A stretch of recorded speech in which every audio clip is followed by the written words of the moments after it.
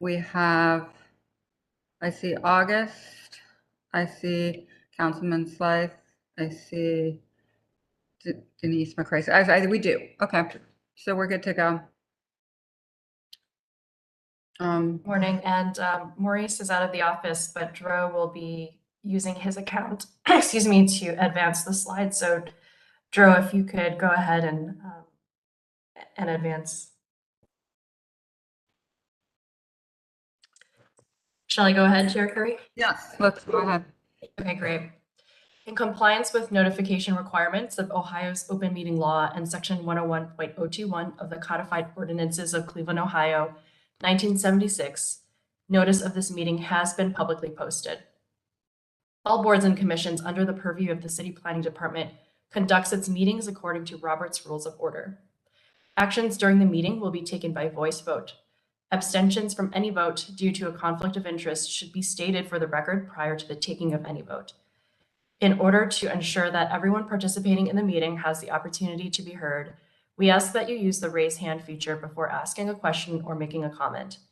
The raise hand feature can be found in the participants panel on the desktop and mobile version and activated by clicking the hand coin.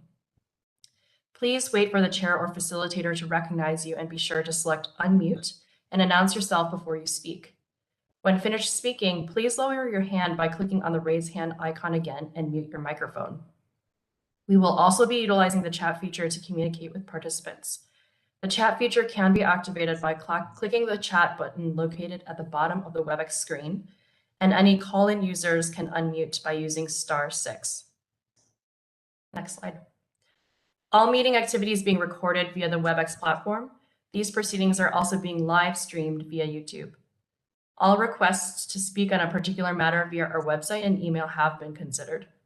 We have also received emails from those who have provided written comment on a particular matter. Thank you. All right, Michael, let's call the roll. Downing. Present. Fluker. Present. Curry. Present. McCrae Scott. Present. Paul. Slythe. Present. Chair, Okay, we do have a quorum. Thank you. We have a quorum. Let's go on to the first matter, these zoning map amendments. Before we go in, if you want to go to the next slide, for the items that we have that are zoning matters, we will follow the format for rezoning of a public, this is a public hearing. So we'll hear a presentation from staff first, and staff will report on the proposed rezoning and answer questions of the commission. And then we'll take sponsor testimony. So council person or owner, those that are putting forward the legislation, if any. And then we will take public comment since this is a public hearing. And first we'll hear from proponents, those in favor of the zoning change. We'll also take testimony from opponents, those who oppose the zoning change. I'll ask that before you speak, you use the raise hand feature. We'll call on you and we'll ask that you state your name and address or simply your organization as well if you're a nearby affected homeowner or business owner. And I'll ask that you keep your comments to 3 minutes or less for the matters ahead. So let's take the first matter. Can we go to the next slide? There we go. This is a map amendment where it's an unnumbered ordinance changing the use, area, and height districts of parcels of land south of Lakewood Heights Boulevard to the north of Berwyn Avenue. Between the former Lakeshore and East Michigan Railroads. This is east of West 133rd. Who is presenting for staff? Good morning, Madam Chair. Shannon Leonard, Chief Zoning Planner, City Planning Commission. Next slide, please. And so this rezoning came to us as a request from Councilman KZ, the CDC, as well as working with neighborhood planner Adam Davenport from our office. It's really just to ensure that the compatible retail uses along the corridors is in line and compatible with the neighborhood that is adjacent. It's also to permit existing uses to upgrade their properties in a way that is consistent with the neighborhood character and to minimize a potential conflict between vehicles and pedestrians, and then also to preserve neighborhood green space. Next slide, please. And so this is the proposal between Lakewood Heights, south of Lakewood Heights Boulevard down to Lorraine. And so I'll walk you through each change as you can see here. Also note that 114 notices were sent out to affected property owners, as well as some of the adjacent, as is our policy, back on June 6th. Next slide, please. The first section is changing Mohican Park. It is currently general industry. It's owned by the city of Cleveland to open space recreation. And this is really just to preserve a green space for the neighborhood south of Triscuit and close to Berea Road. Next slide, please. And as you can see, this is Mohican Park, the playground. There's some baseball fields and a park. And again, it's adjacent to the railroad tracks, but also the residential neighborhood here south of Triscuit. Next slide, please. The next section, there's several sections here. And so I'll walk you through each section that we're proposing to change to local retail. And in some areas, you'll see adding an urban form overlay, which we'll discuss a little bit later. But really, there's a hodgepodge of zoning here. And so we're just kind of cleaning it up to make the uses that are at these locations compatible with the residential neighborhood nearby. There's a mix of uses here, currently multifamily, local retail, and general retail. Next slide, please. So the first section here is between West 137th and 140th. And it's really just rezoning this area to local retail. It's south of Lakewood Heights Boulevard, and adjacent across the street is Lakewood. As you can see, there's residential uses on both sides. So to our north with Lakewood, and then south of this area of Lakewood Heights Boulevard is also residential. And so we're just making sure that we have neighborhood retail uses here for the future, as well as existing. So there's a supermarket, there's some restaurant, eateries, bakeries, etc. Next slide, please. And then this area is along West 140th and Triscuit, and this is where you have a mix of uses, and we're really just proposing on the north side of Triscuit here to be on each corner is to be local retail. And the area on the west side, on the northwest corner, it is already currently zoned local retail. All we're doing here is changing the area district, and that's in case there's ever infill development, and then adding an urban form overlay. Next slide, please. And then this also on the other corner of Berea and Triscuit at the intersection on the south side, also proposing local retail. So this is where George's Restaurant is on the south west corner, and really just bringing the zoning in alignment with the existing uses, as well as to be a buffer to the residential neighborhood to the south.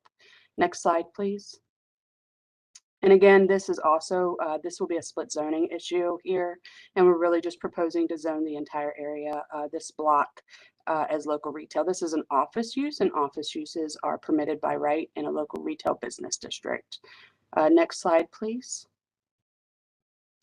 And then this section here is also proposed to be local retail. Again, it's really just to bring the uses that are existing into alignment with the zoning, as well as to be a buffer to the neighborhood and to promote neighborhood retail uses. There's a variety of uses at this location. Next slide, please. And then we're also proposing to change these few properties to general retail, and that's because they are grandfathered in existing gas stations. And so there's a mix of uses here. There's two family, local retail, semi-industry, and general industry. And this is really so that if these properties ever intend to upgrade their lots or whatever have you, they can do so without a whole lot of extra. They can do that by right. But also adding the urban form overlay. And we'll kind of discuss why that is here in a few minutes. Next slide, please. Again, this is also at the corner of Bunce, also known as West 140th and Lorraine. And this is, again, existing gas stations and really just bringing their zoning in alignment with the existing uses. Next slide, please.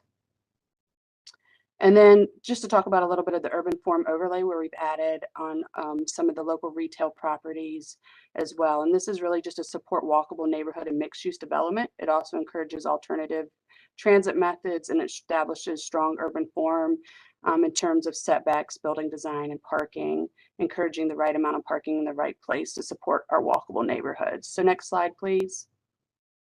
And so these are the areas that you can see that we added the urban form overlay. Again, south of Lakewood Heights Boulevard, and then on those gas stations as well at West 140th and Triscuit, as well as on Lorraine as well.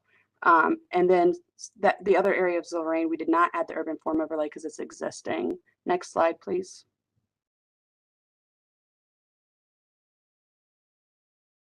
And so the reason why we added the urban form overlay along these gas stations is so that if they were to expand or to be rebuilt at some point, that we would really minimize the vehicle pedestrian impact by requesting that they build the, more retail towards the front and put the pumps in the rear. And so that was really the impetus for adding the urban form overlay along these prime intersections. Next slide, please. And so overall, that is the map change request here. Again, this was a proposal by Councilman Casey and the CDC. I believe Mr. Davenport may be here, or somebody from the CDC or the councilman himself to speak on this change. And again, if you have any questions, let me know. Thank you.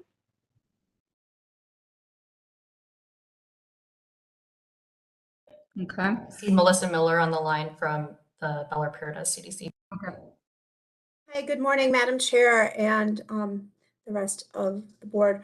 The councilman cannot be here today. I am here speaking for both of us. He has submitted a letter of support for this already. Basically, the changes that are here today are just an ongoing continuance of changes that the councilman has been implementing for the past few years, where we have been working with him and the city's planning department to bring our zoning up to a level where it matches the current land use, and it also plans for the future uses that the neighborhood wishes to see in those areas. So. Okay, thank you, Melissa. I'm going to ask if there's any public comment now. Please raise your hand. So anyone who's first in favor of the zoning change, anybody who'd like to speak in favor of the zoning change? And Director Wong, I see your hand raised. Did you want to say something now? I actually think that's someone else on the line named Joyce who would want to comment for West 73rd. Okay. So I That's don't for see any other later. hands raised. Okay. Yeah. Okay. Is there anyone then who would like to, who might oppose the zoning change? Any opponents? Or anyone who has any questions? Okay, we'll close the public portion of the meeting and ask for commission members to have any comments or to any discussion. Madam Chair, if planning could just reach out to me, two of these little pockets are actually in Ward 17. So it's not, I'm not gonna block any. I just want to have a quick conversation as this moves back to council. So. Okay. Madam Chair, I move approval. Downing. I We have a second motion? McCray Scott. And a second. Any further discussion before we vote? A question of the councilman, you're not opposed, you're just would like some further clarification, correct? Yep, okay. All right, let's call the roll. Downing, Yes. Luker, Yes. Curry, Yes. McCray Scott, Yes. Life. Yes. Motion carries. All right, second item, if we can go forward.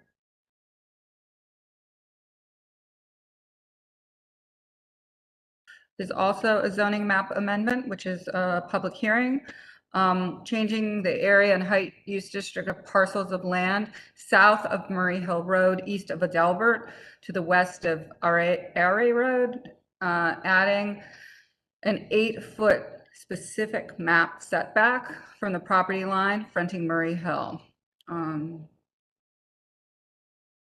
So first we'll take staff comment first or presentation. Good morning, Madam Chair, Shannon Leonard, Chief Zoning Planner, City Planning Commission. This was a collaboration with Case Western Reserve University, the Landmarks Commission, the councilman, and the neighborhood planner, Kim Scott, for this area. Next slide, please. And really the purpose of this is to facilitate the development of new Case Western Reserve University student housing, the South Residential Village Phase 1 and 2. That was approved by the local neighborhood, the CDC, and the Landmarks Commission recently. It's really just to align existing and future land uses with the zoning to enhance the character of the neighborhood, and then to bring split zoning parcels into zoning alignment. Next slide, please. And so this is the proposal here. These lots are going to be consolidated with some of the rear lots. And so we're really just proposing here to change the area in the height district. The actual use district of multifamily will stay the same. Next slide, please. And again, this is to rezone it to multifamily D2 and then to add an 8-foot specific map setback. Next slide, please. So this is Case Western Reserve's master plan for Phase 1 and Phase 2 of 600 beds on this lot. And then across the street, across West Murray Hill Road, you'll notice that there's also another future proposal. But what we're dealing here today is just Phase 1 and 2 of South Village. Next slide, please. And so this is just the existing context of the corner of Murray Hill Road, the parking lot. And then you also maybe remember Fribley Commons that was recently redone that is immediately adjacent to the southwest. Next slide, please. And this is just some scale and context photos from Case Western and their architect. Just giving you a view of the Murray Hill Road toward Fribley. Again, looking north, looking south, and then also looking towards the Greek houses. Next slide, please. And then there's some recent under construction projects, again, submitted by the Case Western as well as their architect. And there's some other notable buildings in the area just to give you some context here before we go on. Next slide, please. And then this was a Fribley Commons renovation that happened about, I believe, a year ago or so. That was also approved by Landmarks Commission. And this is immediately adjacent to this property. Next slide, please. And so this is the base of the design layout. It was really important for Landmarks, and I believe Mr. Pettit could probably go into more detail here, making sure that this construction was done in context and giving reliefs to some of the residential units across Murray Hill Road. And so this is why we proposed the area district, but also the height district. As you can see, the height district is 60, but for every foot that you're stepped back, you get an additional 2 feet in height. And so the way that they step the building backs here really gives that relief to add to the scale of the street. Next slide, please. Next slide. And again, this is where we're proposing the 8-foot map setback here. And so at the closest point there on the northwest side, you can see that's where it hits 8 feet, but it also ranges further back up to 30 feet on that first building. Next slide, please. And so these are just some context photos that was approved by Landmarks, the Little Italy community development, as well as they had a neighborhood meeting. And so as you can see, there's allowing that 8-foot setback at the closest point, but also providing, scaling the balconies as well as the green space to give that relief along Murray Hill Road. Next slide, please. And so this is just kind of putting out there the public notices that were sent out. The majority of the property owners here are Case Western. And so even though these were the addresses that we sent to, it did end up being only about 6 notices that weren't Case Western property owners that were affected. And then this is the council support from Council President Blaine Griffin. Next slide, please. And again, so the proposal here is just changing the area and height to a D, which would allow the gross floor area for residential units, and then the 2 height district, which is a maximum of 60 feet. It does allow to go a little bit higher for every foot they're set back. They get to go up 2 feet. And as you can see, they step back at the roofs of the buildings, and then adding that 8-foot setback so that at that closest point, they'll be 8 feet. But that's across the project. It ranges from 8 to 30. Any questions? And I believe Mr. Pettit is here, potentially Joanne Brown from Case Western, and potentially Little Italy may be here to speak on this. Thank you. Okay. Thank you. I see Don, are you going to speak as sort of from the staff perspective? If so, go ahead. Okay, thank you, Madam Chair. I just want to reiterate that the commission has reviewed and approved the project. Case worked with us extensively to mitigate the impact of this project on the historic district, on the houses across the street on Murray Hill. We like the variation of the setbacks. We like the way they stepped back the building. We also really like the design of it. So we fully support this zoning change, and we would ask the commission to move it forward. Thank you. Thank you. This is a public hearing, so we're going to take public comment. First, we'll hear from proponents. Those in the audience who are in favor of the zoning change, please raise your hand if you'd like to speak. I see one hand raised. Joanne, are you here to speak in favor of this? Please state your name and your address. Yes, my name is Joanne Brown. I work at Case Western Reserve University.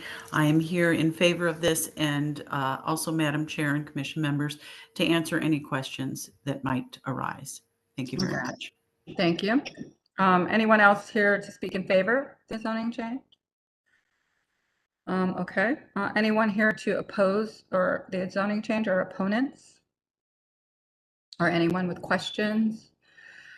Okay, we'll close the public portion and ask commission members for any comments or questions before we entertain a motion. I move approval, Madam Chair. Downing. We have a motion. Do we have a second? I second, Madam Chair, McCray Scott. We have a motion and a second. Okay, let's call the roll. Downing, Yes. Fluker, Yes. Curry, Yes. McCray Scott, Yes. Slife. Yes. Motion carries. Just a question for Joanne, since you're here. Are there kind of areas where you're relocating parking? Not that I'm against getting rid of parking, of course, I'm good with that, but I was just curious what the demand is for the parking that was there. She must have jumped off. Okay. We'll move forward to the design review cases. And so the first matter on design review, if you can go on to the next slide, is East Design Review, Cedar Avenue, mixed use, new construction revised. This is at the corner of East 105th and Cedar. This project was presented for final approval in January. So I think there are some changes to this project. And anyone who's here to speak to this, I see Aaron or anyone else, I'm going to need to swear you in. So let me do that first. Do you swear to tell the truth, the whole truth, as you shall answer to the penalty of perjury? Okay. And then there are some committee recommendations. So it was approved with the following conditions. There were 2 of them. The addition of a second entry fronting Cedar, and a change on the east facade glazing to brick was disapproved. So if you could address both of those and today how you're either changing those or asking us to consider what you had? Yes. Thank you, Madam Chair. Yes, so I was just going to cover the Cedar Avenue entry that was approved. As you mentioned, the second proposed change was not approved, which we accept, and so I was not even going to cover that piece. Okay. So as you mentioned, this was approved for final design back in January. Project is under construction, and we have since made this one change that we felt was significant enough to bring back before design review and city planning commission. You go on to the next slide. It's a reminder, our project sits at the southwest corner of Cedar Avenue and East 105th Street. Next. With our building to the north of the site, we have a 40,000 square foot grocery store occupying the ground floor with 200 units of apartments above, and our surface level parking for the grocer and the parking deck for the residential is to the south. Those red arrows, the two that are to the the western portion of the site are residential entries. So we had a residential entry both on the north and the south side of the building. But there was previously only one entry into the Meijer grocery store from the south, adjacent to the parking that you see there in the southeast corner. From the onset of the project, us as the design team, as well as the Cleveland Clinic, the Fairfax neighborhood, the developer, we all felt strongly that a second entry into the grocery store from the North Cedar Avenue side would be a tremendous asset to the project. Both enhancing the pedestrian experience as you walk around this large building, as well as just making the ground floor grocer more porous, allowing a second entry point for the neighborhood and the clinic employees. So that's what the changes that I'm here to present this morning. Next. So this is just that diagram showing the massing of the building and where that new entry stair and ramp will occur that you see there along Cedar Avenue. Next. This is what was previously approved. So what you see dashed in there in red was previously going to be curtain wall glazing. What we have here in that whole glass area there along Cedar Avenue is actually a subtenant space within the grocery store. It's not walled off. It is all part of the grocery store, but that is going to be a cafe environment. There will be a subtenant vendor within there, most likely a coffee pastry type of shop. The two bays of windows you see to the left of that dashed in red box are actually roll-up doors with bar top seating along it to really activate that face. And so what is dashed in there in red, if you advance on to the next slide, is where we are proposing the new entry. So that will be that fourth bay in from the corner. It will be a sliding glass door. The finished floor at this point adjacent to the sidewalk is almost 2 feet above grade. So we need a stair and a ramp to bring you up to that finished floor level. The ramp is long enough that it is not technically a ramp. It is a slope that will not require a handrail. It's at a slope less than 1 to 20. And we just have 4 steps going up to that landing. So in looking at the proportions of keeping enough room on the sidewalk, still keeping our planning buffer, as well as having enough width to that landing, we've arrived at a 5 foot wide landing stair ramp with a 1.5 foot wide, 2 foot high planting wall, retaining wall there. And that leaves us 8 feet clear of sidewalk before we hit our planning buffer there adjacent to the street. Next slide. This looks at it straight on in elevation. You can see how this works with the rest of the facade. We have continued the canopy around the corner that you see the Fairfax Market signage on top of. That is a open canopy, but when it turns over the top of the entry. It becomes solid with lighting below it. If you go on to the next slide, this is a slightly better look at it. From an angle, you can see the 4 steps up, that 2-foot high planting wall with the gradual sloping ramp behind it that again would not require a handrail. So that is the extent of this change. Again, we think it's a tremendous asset to, again, enhance the pedestrian experience along this wall and help the neighborhood with another point of access into the grocery store. So I will leave it at that and open it up to any questions. Commission members, any questions or comments? I move approval. We have a motion. Do we have a second? I'll second. Second.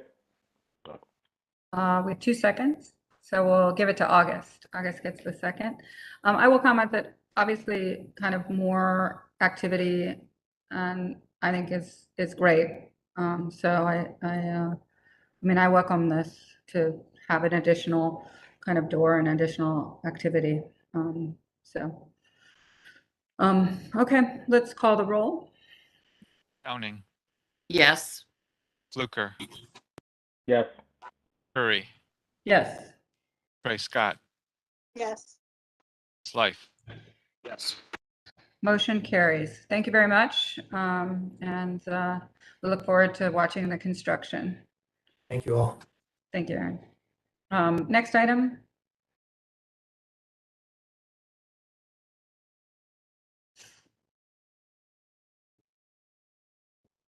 Next slide. This is Near West Design Review, the Pearl Mixed Use Apartment Building New Construction. This is seeking schematic approval. This is at Columbus Road and Breever Avenue. Ted is here from Bialaski, and anyone else, I will swear you in. Do you swear to tell the truth, the whole truth, as you shall answer to the penalty of perjury? Yes, Madam Chair. Okay. And this is Paul Deutsch. I'm with Bialaski also. And okay, you so as well. both of you. Okay. And this was approved by Design Review. Once again, this is schematic approval. Please go ahead and present. Yeah, so thank everybody for the opportunity for us to present the Pearl. This is a proposed new 8-story mixed-use multifamily apartment building located at basically at the intersection of West 25th and Columbus Road. Next slide. So here's the site. It's kind of a interesting site. There's a lot of overgrowth on it. It's been basically laying fallow for close to about 80 years by our understanding. It actually involves and it also involves a long, while not formally vacated by the city, it involves a long, basically abandoned city street, Breever Avenue. So next slide. So it's just a little map. It's not meant to be comprehensive, but just locating our proposed project kind of in context of a number of the adjacent, recent and currently proposed and forthcoming kind of multifamily development projects on the near west side. Next slide.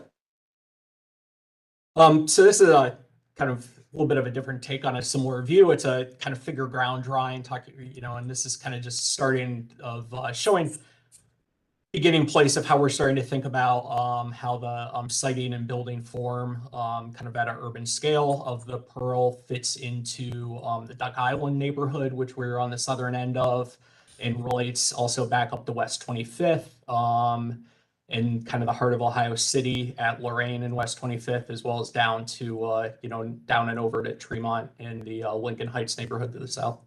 So next slide. So as mentioned, this is a historic map from, I don't have the exact date for it, but sometime between 1927 and 37 it was created. You can see that kind of Breever cutting through the site, and there's actually another street, West 20th. You can see just to the east of the railroad tracks, it switches the name to Howard, and it already says it's not open. And you can see that the kind of southern end of our property, which is where kind of this first phase of this project, the Pearl, is going to be located, didn't have a building on it even then. And then there was a few houses, as you can see on the north side of Breever. So next slide. So these are some bird's eye aerials. The site is dashed in the kind of highlighted in the dashed red lines. Kind of how we fit in. We think there's a lot of potential for some dramatic views from the building, but also kind of also of the building based on kind of the disposition of this site on the bluff here. So, next slide. So I flipped through a few kind of street view slides to get everybody oriented. Although I'm kind of guessing many of you have driven past it, you know, it's kind of a site that you don't even quite realize is there, as it's so hidden. So this is on Columbus, sort of heading south and west. The intersection with West 25th is right here. And actually see the remains. There is still a street sign for Breever there on the telephone pole. But other than that, you would probably have no idea that that's a right of way. So next slide. This is the other way on West 25th, kind of looking towards Columbus. Our site's on the right here. Farther back up Columbus, this is basically you're up front of St. Wendolin, a really great kind of community asset and church here on just a little to our north on Columbus. Next slide. So this is kind of a really interesting, one of the interesting other things about this site and location is it's where it sits on West 25th at this intersection. It actually has an actual relationship back up 25th and to the heart of Ohio City is mentioned. And you can see kind of our site is highlighted down here at the end of the corridor in kind of the orangish red. And you can see obviously the under construction intro here on the other side of the intersection. So next slide. And then this is looking north on 25th on the bridge that goes over the kind of Walworth Run Valley, if you will, right below you where Train Avenue is. And Trio is basically right to your right. I actually think that's some early construction equipment for that project. So we'll start with our site plan as far as talking about the design. And there's a lot to talk about here. So I'll kind of start with general orientation is mentioned before the, we're here to focus on the new apartment building. There is a second phase 2 that we're planning on the, basically what were single family residential parcels on the northern kind of side of this property. That is not, we will come back for, you know, when that design is ready to be presented. That is not part of kind of the scope of what we're here for today, but we wanted to just kind of have something there shown for reference as far as how that might fit into this initial phase. So one of the really big you know, features of this project is that we have proposed, and I'll start with actually not the building architecture, but this new public plaza and kind of small park area that is part of a basically a proposed reworking of this pretty nasty intersection at Columbus Road and West 25th. We've been working with the community on this. The block club and neighborhood is very, very excited. Their only concern is risk of if it doesn't happen. But we've been working closely also with Matt Moss on this, kind of as our conduit to other city departments at a schematic level, as well as we've had initial introduction meetings with the RTA and the Metro Parks, and everyone is quite excited. about it and supportive. There's certainly a lot we need to work through as far as how this coordinates with the West 25th Connects project. But we'll get kind of with those partners, get into more detailed discussions once we kind of get through the schematic approval will allow us to do that. So as far as design details of the park, see that we're really trying to rework the intersection here, so it's a little bit of a cleaner kind of turn from West 25th onto Columbus, allowing a more of a 90-degree angle. It'll slow traffic down, turning if you're heading north from West 25th onto Columbus without precluding that from happening.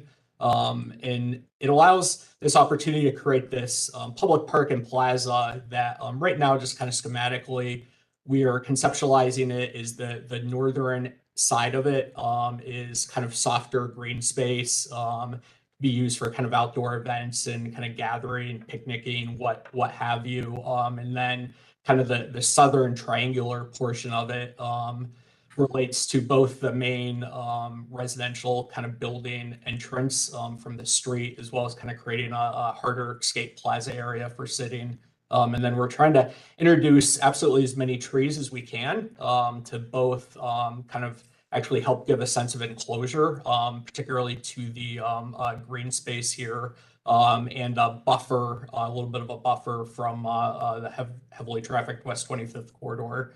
And then we're also proposing adding, I think it's seven or eight parallel parking spots here along West 25th, which we hope will kind of help as far as kind of retail traffic and visitors and things. Maybe it'll help keep some of the traffic for this project, kind of on 25th. And then entering the vehicular ingress, egress, and also pedestrian is based for the project is basically going to follow the Breever right away with some kind of subtle adjustments to it. We have proposing 19 kind of guest and visitor spaces. We're going to carve down this drive pretty significantly into the landscape, and it'll allow us to have two drives. There's two levels below the building of indoor parking that will park all of the apartment units. We're at basically a 1-to-1 ratio as far as spots to units. And there will be two levels. You can kind of see this right-hand turn about halfway down the building, and that is the entrance and an exit to the upper level parking garage. Then you kind of just keep going down the hill, and that's the entrance into the lower level garage. So next slide. So kind of jumping from site plan to talk about kind of the building and a little bit of how it relates to it on the first floor. On the, I'll just call it the former Columbus Road facing facade to the kind of left side of the kind of call it the V form of the building. We have about a 4,000 square foot retail space. We don't quite know, we don't have a tenant yet for that, but it's going to be a kind of a community focused, put it that way, tenant is what we're hoping to see. And the Duck Island neighborhood is actually really supportive and kind of wants to see that space kind of there be a retail component. And then we have the sort of residential main entrance lobby off of the kind of off this plaza. And then just to the south of this, all the area and kind of the navy blue, that is basically residential amenity space. So while it's not public retail, it includes like a business kind of center, offices for people, it's kind of like a, think of it like a co-working space basically, but it's just for right now it's being conceptualized as something that's just an amenity for the residents here. And then the basically gym and athletic center will be the rest of that area. And then taking advantage of the topography and bluff here, we actually, the kind of wing moving along the bluff here, those are units on the first floor. But one key thing, which you can really see in the renderings later in the presentation, is that these units are not going to feel like you're living on the ground floor. It could, because of the buildings kind of how it sits on the site and its disposition to the topography, you're actually going to feel like you're on the third floor of the building because the 2 levels of parking have full facade exposure on this side of the building. And then the apartments on the other side of the hall there, they will have kind of private patios on this courtyard. The garage below is triangular shaped, and that's actually basically going to be a green roof area with building below it, kind of in the between the 2 wings. So next slide. So moving So up. we don't need to see every upper floor. Just each of I the was going to designer flip views. through So this if you fast. don't mind. So our mix of units basically are 1 and 2 bedrooms, mostly with some studios. You can see that the building we step back as we come up, and on the top floor we have a series of large penthouse units, and then a residential amenity space up here, as well as a large outdoor residential amenity kind of patio on the northern side of kind of the wing to the left. So renderings of the building we'll go through. So we kind of the building design is really about grids, basically, but trying to create something that's dynamic without feeling kind of random and collagey, and doing a lot of carving away and kind of seeing all the ways that we can kind of investigate the grid and utilize it as a design device, and incorporating also kind of green growing kind of planters. These will be similar to what, if you're familiar with our project, the Lincoln over on Scranton and Tremont have kind of a similar design feature as far as those go. So next slide. So this view is a bird's eye, basically kind of if you're floating above St. Wendelin, you can see a massing of kind of what phase 2 would be. We're limited there. That will not be taller than 35 feet with the multifamily zoning on that site. The zoning on this parcel allows us to go actually significantly taller than what we're presenting. I think our height district's 150 or 175, top of my head. So you can kind of see here, one key thing I want to point out is both the stepping on the ends of the building, but also we're doing some stepping on this inner wing on kind of the courtyard area. And you can see that kind of green roof and patios that I referred to earlier where the garage is below. Then this is night and winter rendering. Basically, if you're floating above the Walworth Run Valley, you can see, one thing we are trying to be mindful of in this design and building, and what we're trying to create here is, is this something that's beautiful and functional and spaces that work year round and not just on the, perfect 75-degree sunny day in June. And one of the pieces related to that, which I didn't mention earlier, is we've also created on the ground floor this kind of recessed, basically I'll call it a loggia along the basically first floor retail level.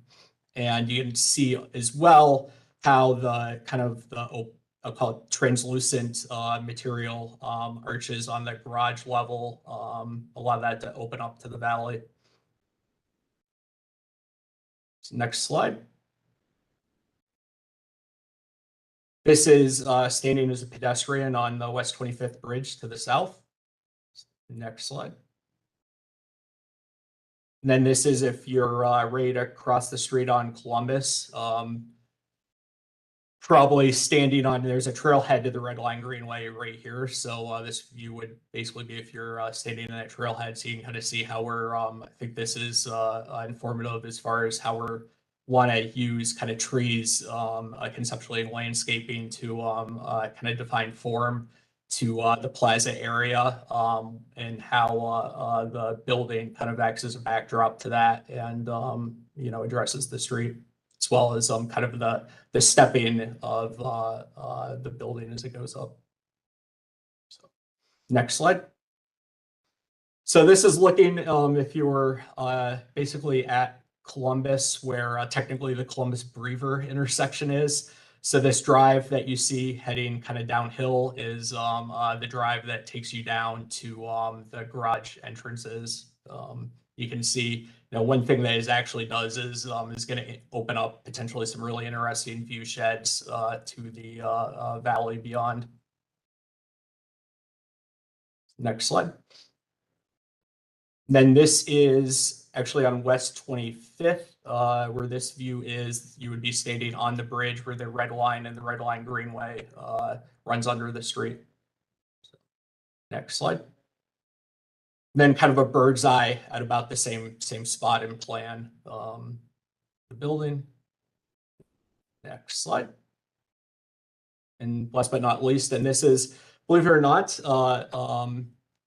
if you were standing, we have this set up exactly as if you were standing on the roof patio over on the Fairmount Creamery. So I thought this was an interesting view to include because it kind of speaks to just how we're are really thinking about and sort of embracing a certain monumentality with the design on how it is going to sit and be read on the valley and be seen, and really it's not just to the Duck Island neighborhood in the south end of Ohio City, but also over to Tremont. And that concludes the presentation. Okay. Commission members, any questions, comments?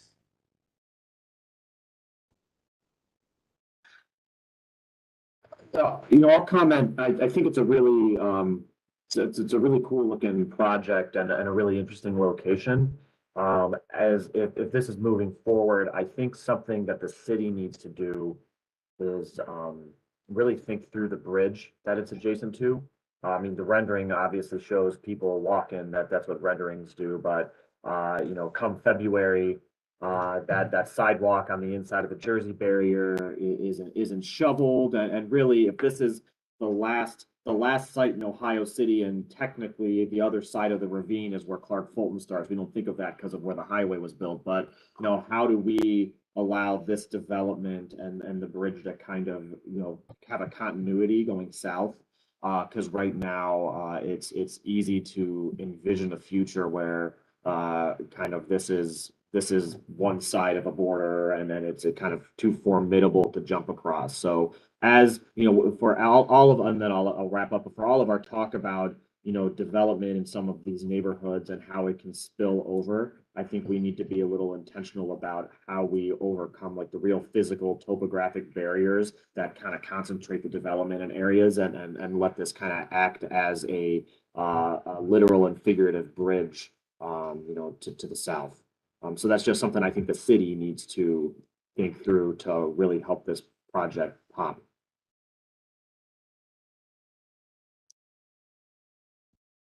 Commission members? I can also just comment, Councilman heard loud and clear. And I do believe that the developments to the south of this, one of which we'll see shortly, will help to create that sort of sense of walkability, but I agree that infrastructure needs to be improved.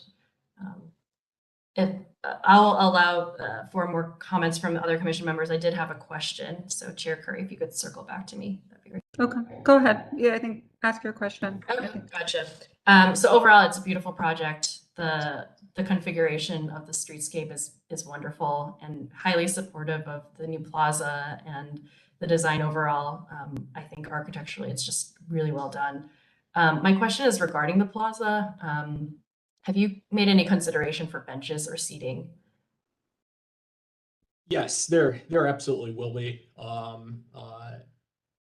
And it's one of these we're truly at schematic design, and those are kind of the details that we are quite looking forward to getting into in the development of the design of that in much more detail over the coming months. Okay. And, one consideration may even be maybe there's some opportunities for kind of seating under the loggia portico, whatever you want to call it, that's a little bit covered as well.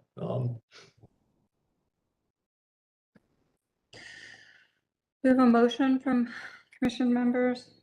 I'll move approval. Downing. Second, McCray Scott.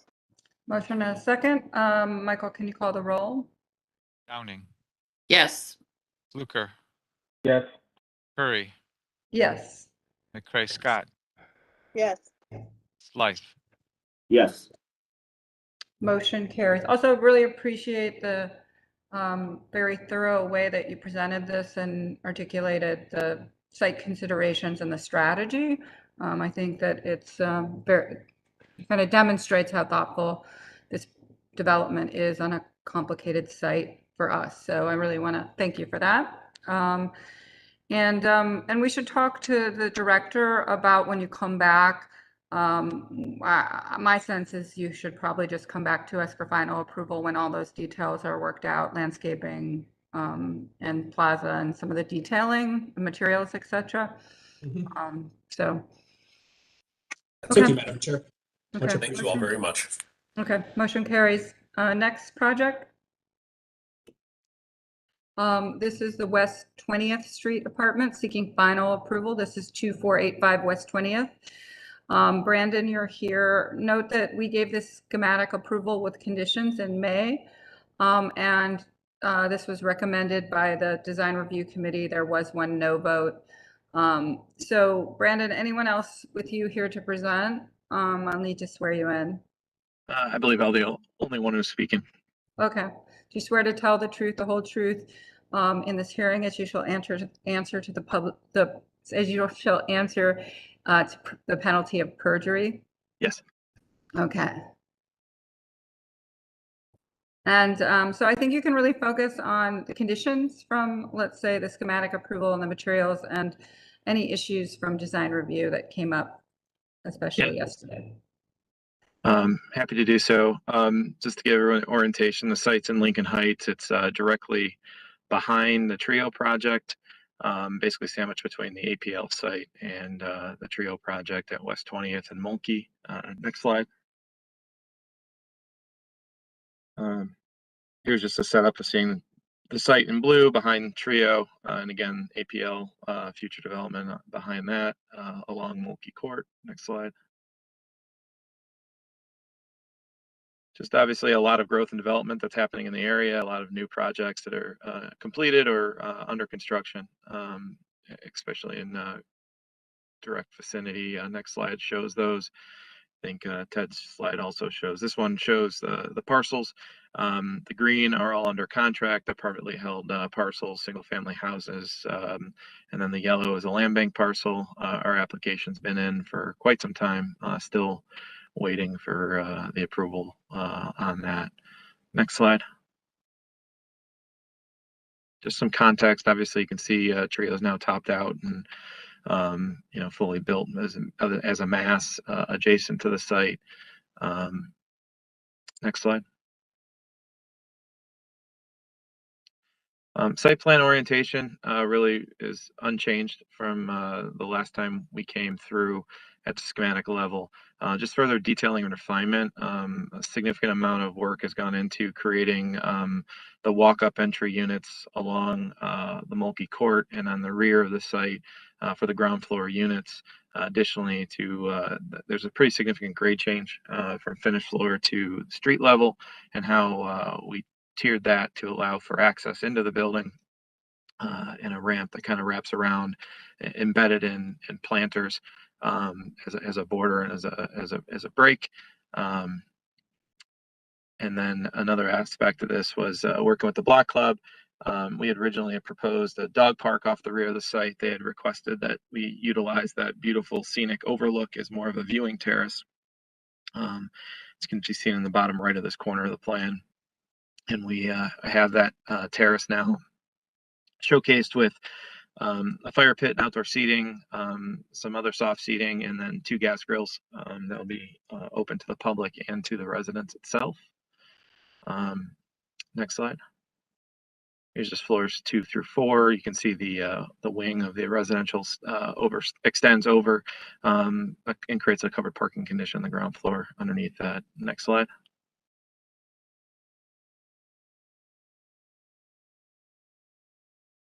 Our final landscape plan, one of the elements and the conditions of the approval from design review was the ornamental trees, the dogwoods, along West 20th. They asked if we could center them within the openings of the void of the parking area.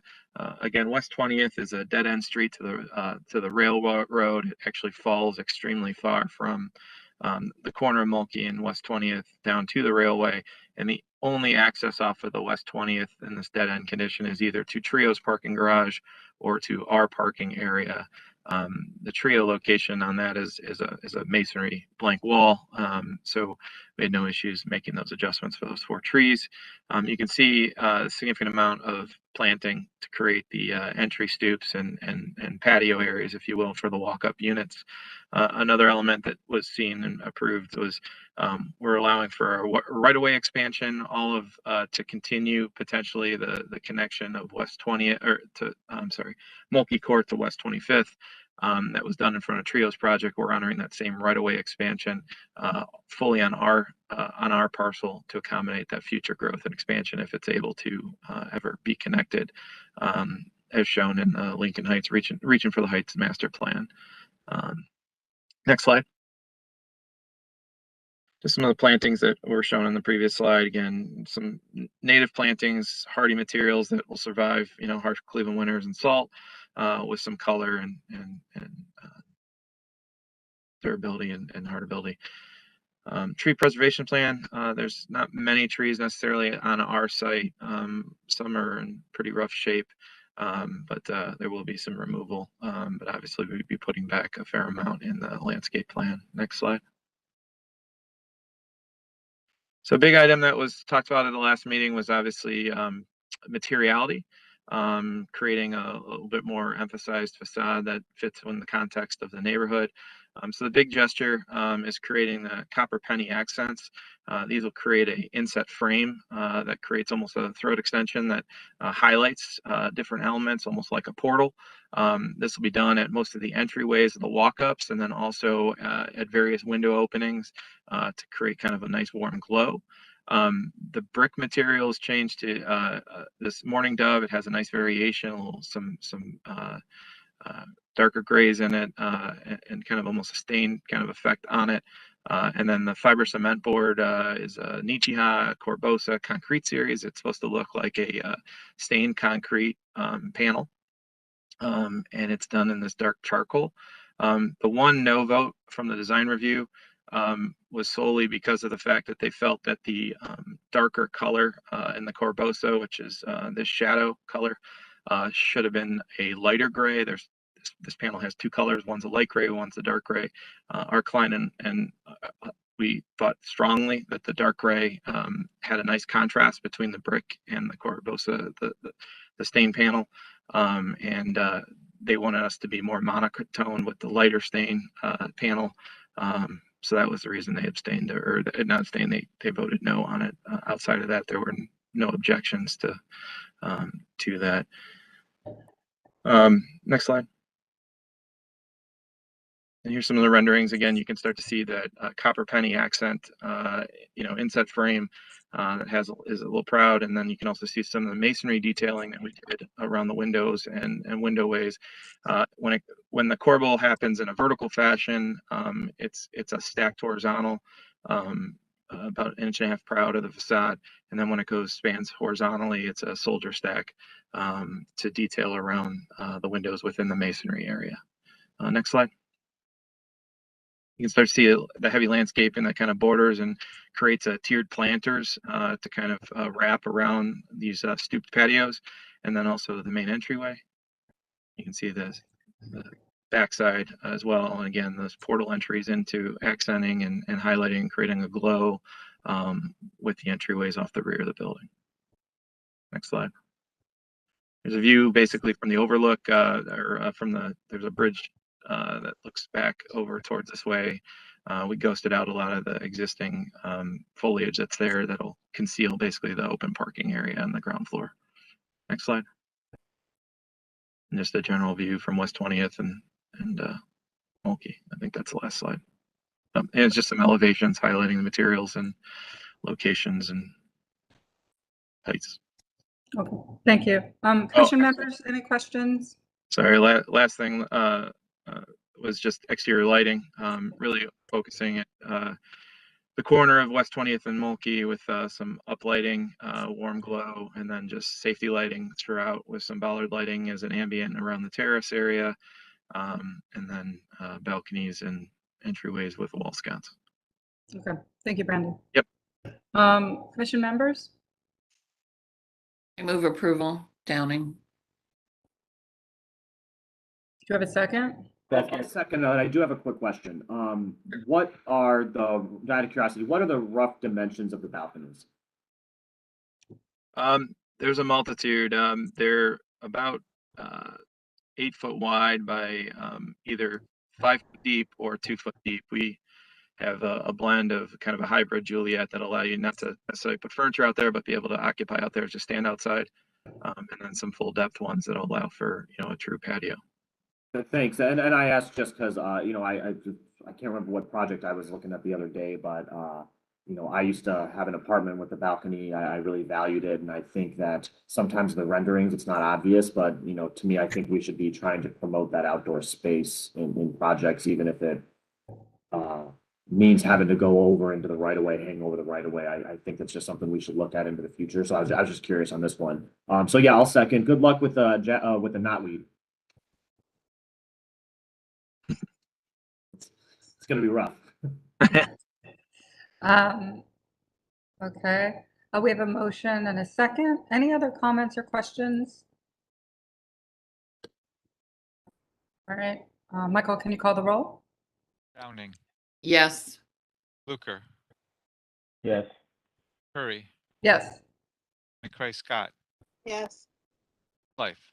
Yes. Motion carries. Okay, thank you very much, Brennan. We'll see you soon. Okay, so this is the West 73rd Street Apartments new construction. This is seeking schematic approval at 1325 West 73rd Street. I think that there are quite a few people here to speak to this matter, public comment. So what we're going to do first is hear the presentation. We're going to hear from staff. And also from, I think, a letter that's going to be read from the councilwoman.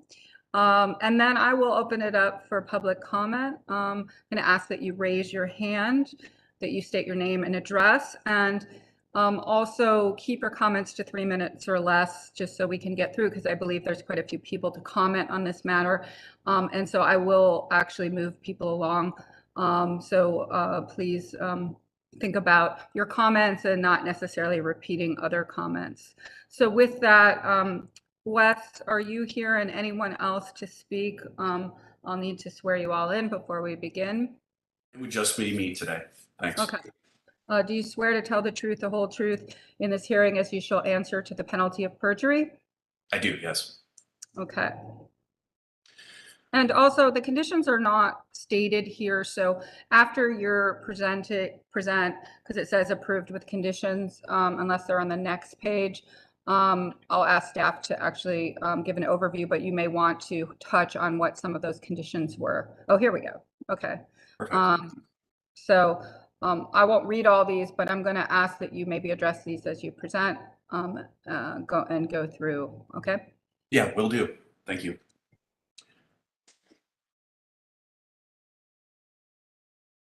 Okay, well, yeah, thank you for having me today.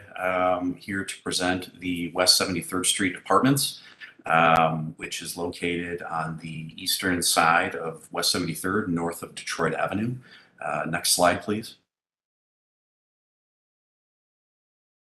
So our site is just south of Battery Park in Detroit Shoreway, Gordon Square neighborhood. The site is bound by 73rd to the west. We then have soccer field to the east. Across the street on 73rd, we have a mix of single and probably double residential homes. And then to the north, we have what's being used as the staging area for one of the other apartment structures that are going up in Battery Park. And to our south, we have the Edgewater Hill Victory Garden and then the funeral home at the corner of Detroit and 73rd. Next. So here you can see the site. It is in this view, populated by a handful of single-story and two-story light industrial warehouses. Those structures have been demolished this week, and so things are already changing out there on site. Next. Here is an aerial view looking at warehouses that were on site. I think a couple of them were not used at all, and one or two were used by businesses as of a handful of months ago. But you can see the context is a pretty eclectic mix of single family, some light industrial directly to the east, commercial, Detroit, large scale apartments to our north and northeast. Next. Here we have some ground level imagery. At the top left, we have the and then a mix of some of the single contact neighborhood. The bottom left, you can see the soccer field, which is directly east of us. And then at the bottom right, you see a couple examples of the battery park over the years. Next. Huges of the former warehouses that were on site. Nothing really too spectacular that do the pedestrian here. So, you know, the developer, which is Preferred Housing Corp out of Brooklyn Park, has decided to demolish. Here we have the proposed site. North is to the left. What we've basically done is take the overall site into in place two 108 unit structures. This site is within a multifamily district with a number 1 height restriction.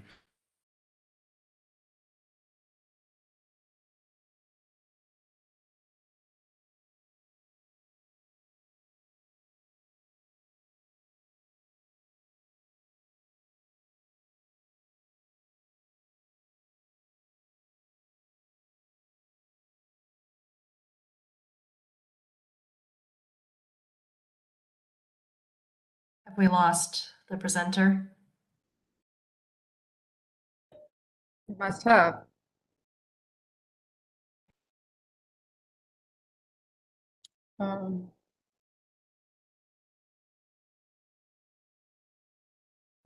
Give him a few minutes to get back on.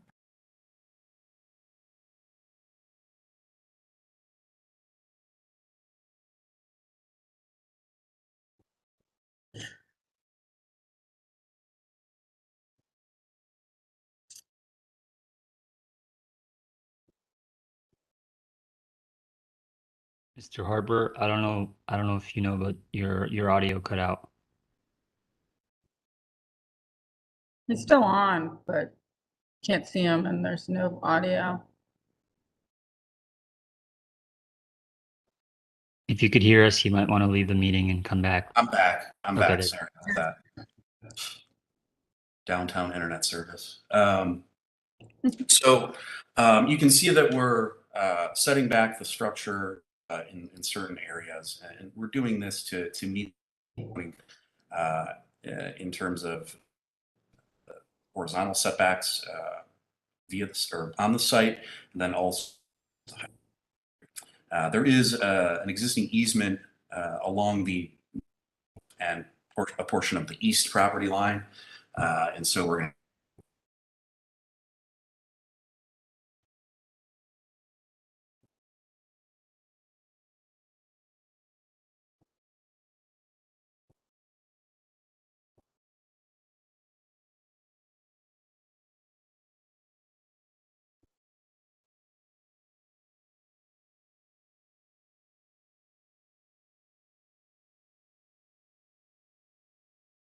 All right, we lost him again. Director Wong, any advice on what to do in this situation? I know it's thinking through these technical difficulties. I really do think we need him to present through this. Maybe we can try to get him just on phone only. And I'm wondering, I don't have his contact. Adam, if you're on, if you could get in touch with the presenter and have him call in, possibly. Yeah, I'll do that, Director. Thank you. Let's give it one more try. Okay. Hello, this is Wes. Wes? I'm in a call-in mode here on the phone. Okay. So hopefully this works out. Okay. Okay. So yes, 2 buildings, 108 units each. Each building has 70 parking spaces, which is the per the urban form overlay calculation. The building.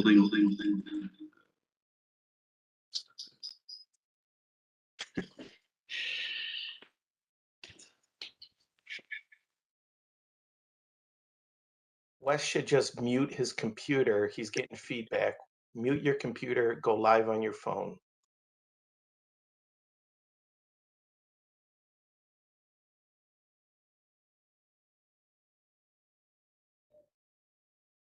Okay. Next slide, please.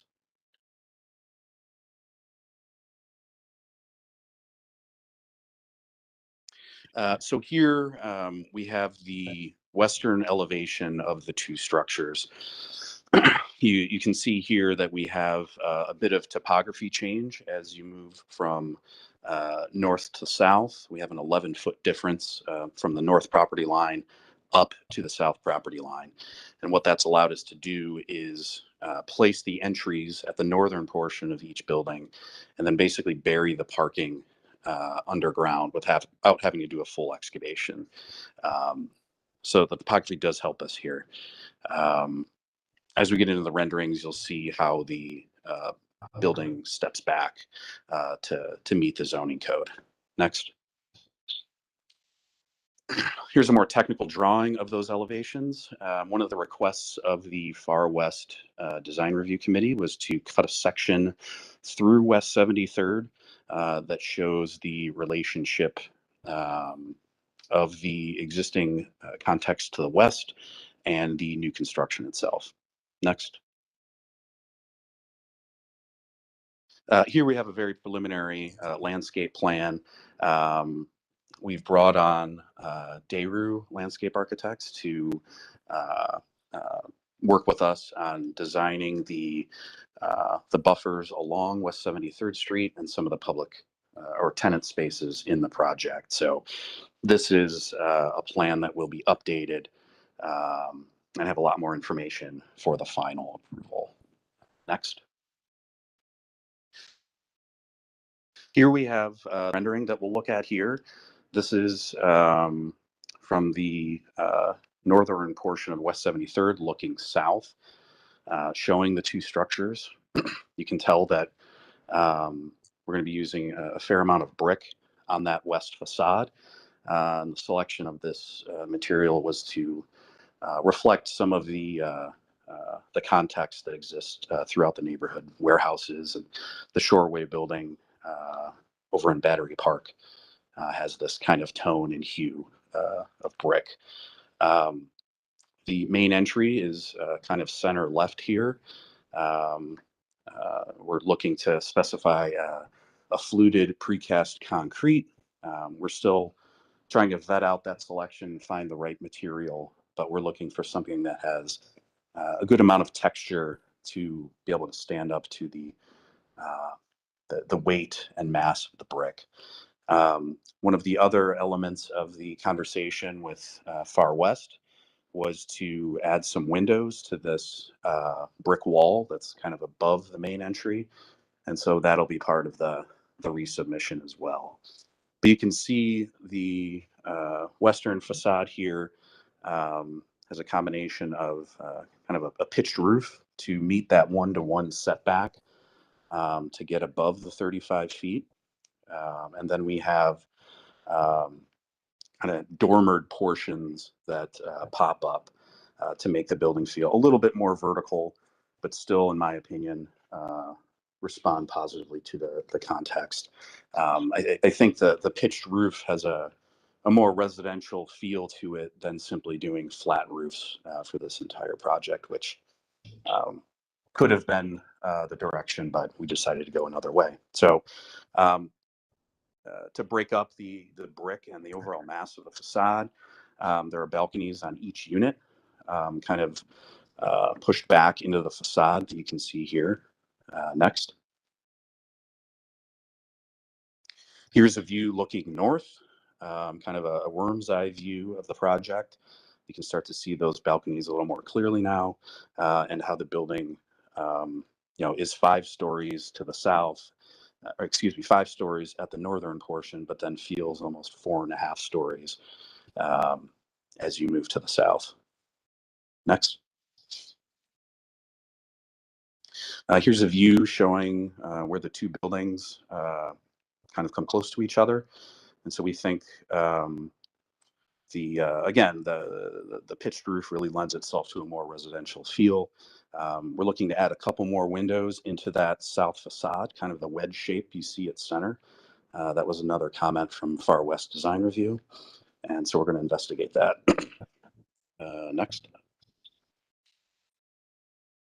Here's a view that maybe is a prelude to the kind of site section through West 73rd.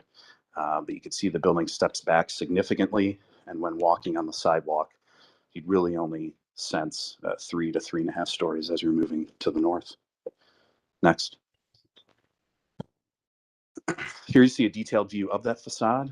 We wanted to be very intentional with the gutters and downspouts, and so we think that we want to show those in this early phase. The overhangs to manage ice damming. It's a little bit of a unique element in the design where instead of just having a typical overhang and gutter, we're kicking out the brick to manage that overhang and kind of change the profile of the brick and add a bit of detail there. Next. Here you see a view from the soccer fields looking to the west. The material that we're showing on the rear portion of the building is ephes at this point. We're looking to investigate doing a cement board at the request of Far West. And, we'll be having that conversation with the client to discuss that possible change. Next. Here's another view looking towards the northwest, the soccer field in the foreground and the buildings in the background. Next. Here we have a view looking east on Herman Avenue, kind of at the center of the southern building, I believe. So we wanted to have, a view with the context in it here, and I think it appropriately kind of inserts itself into the neighborhood. Next. Here's a view of the northern facade. Right now, this would be the empty lot that's being used for staging for the apartment building that's going up to the north. But I'd say eventually, due to the zoning and the desirability of the neighborhood, that this empty lot will likely not be empty for long. So this view in many ways would disappear. But you can see how we're managing the facade here, looking to slice portions of it to animate the facade. Next. Here's a view from the parking lot of the funeral home looking north. And again, this is a facade that we're looking to add another window or 2 per Far West Design Review. Next. It's a night view from one of the tenant terraces in the southern building looking north. Next. And then here's a view from the Edgewater Hill Victory Garden to the northwest. Next. Here's a view from the vehicular entry and lobby entry looking towards the context to the west. Next. And then here we have a rear view of the southern building from the Edgewater Victory Garden as well. And even though this is the rear, we feel it has some interesting geometric qualities. Next. And then here's a view from Detroit Avenue. The fact that this site slopes down to the north, the view from Detroit, it makes the building appear quite a bit smaller than it may actually be. Next. Here we have the material palette. Again, the red brick, which we're still looking at a lot of different options for this. The charcoal gray ephes, the fluted precast concrete, and then the railings, window frames, and examples of landscape lighting here. Next. In terms of the first floor plan, both buildings are generally the same. You'll see at the bottom left, we have the entry and exit for the parking lot, which is underneath the building in its entirety, and behind the amenity and lobby spaces along West 73rd per the Urban Form Overlay Code. Next.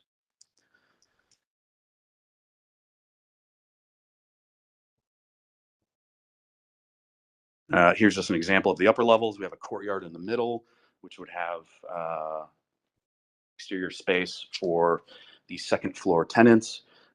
About 90% of all the units will have some sort of outdoor space, which we think is critical, as I believe the councilman stated earlier. And so the rest of the images here are more floor plan and related. We have been to the block club for this project. We've met with the councilwoman on this project. We understand that this is a very sensitive site and an excellent neighborhood that we're coming into here. And we've made every effort to have a sensitive design that doesn't feel completely out of place here. I think the stepping back and pitched roof goes a long way in making that case. We've been to Far West Design Review. It was a rather contentious meeting with some of the input from the neighborhood, but we did pass 3-2 on the committee level. And so we're here today looking for schematic approval. We've delayed our meetings in a couple instances to allow the neighborhood process to occur. And so, we'd like to continue moving forward with this project. So with that, I'll turn it over to comments. Thank you.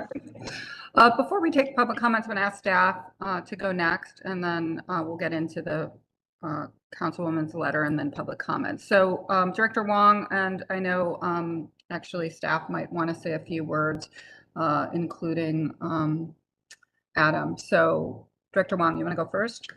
I'll let Adam comment first. Okay. Thanks, Director. Thanks, Chairwoman, for having me here today. Apologies for the background noise. I'm at a Parks conference right now.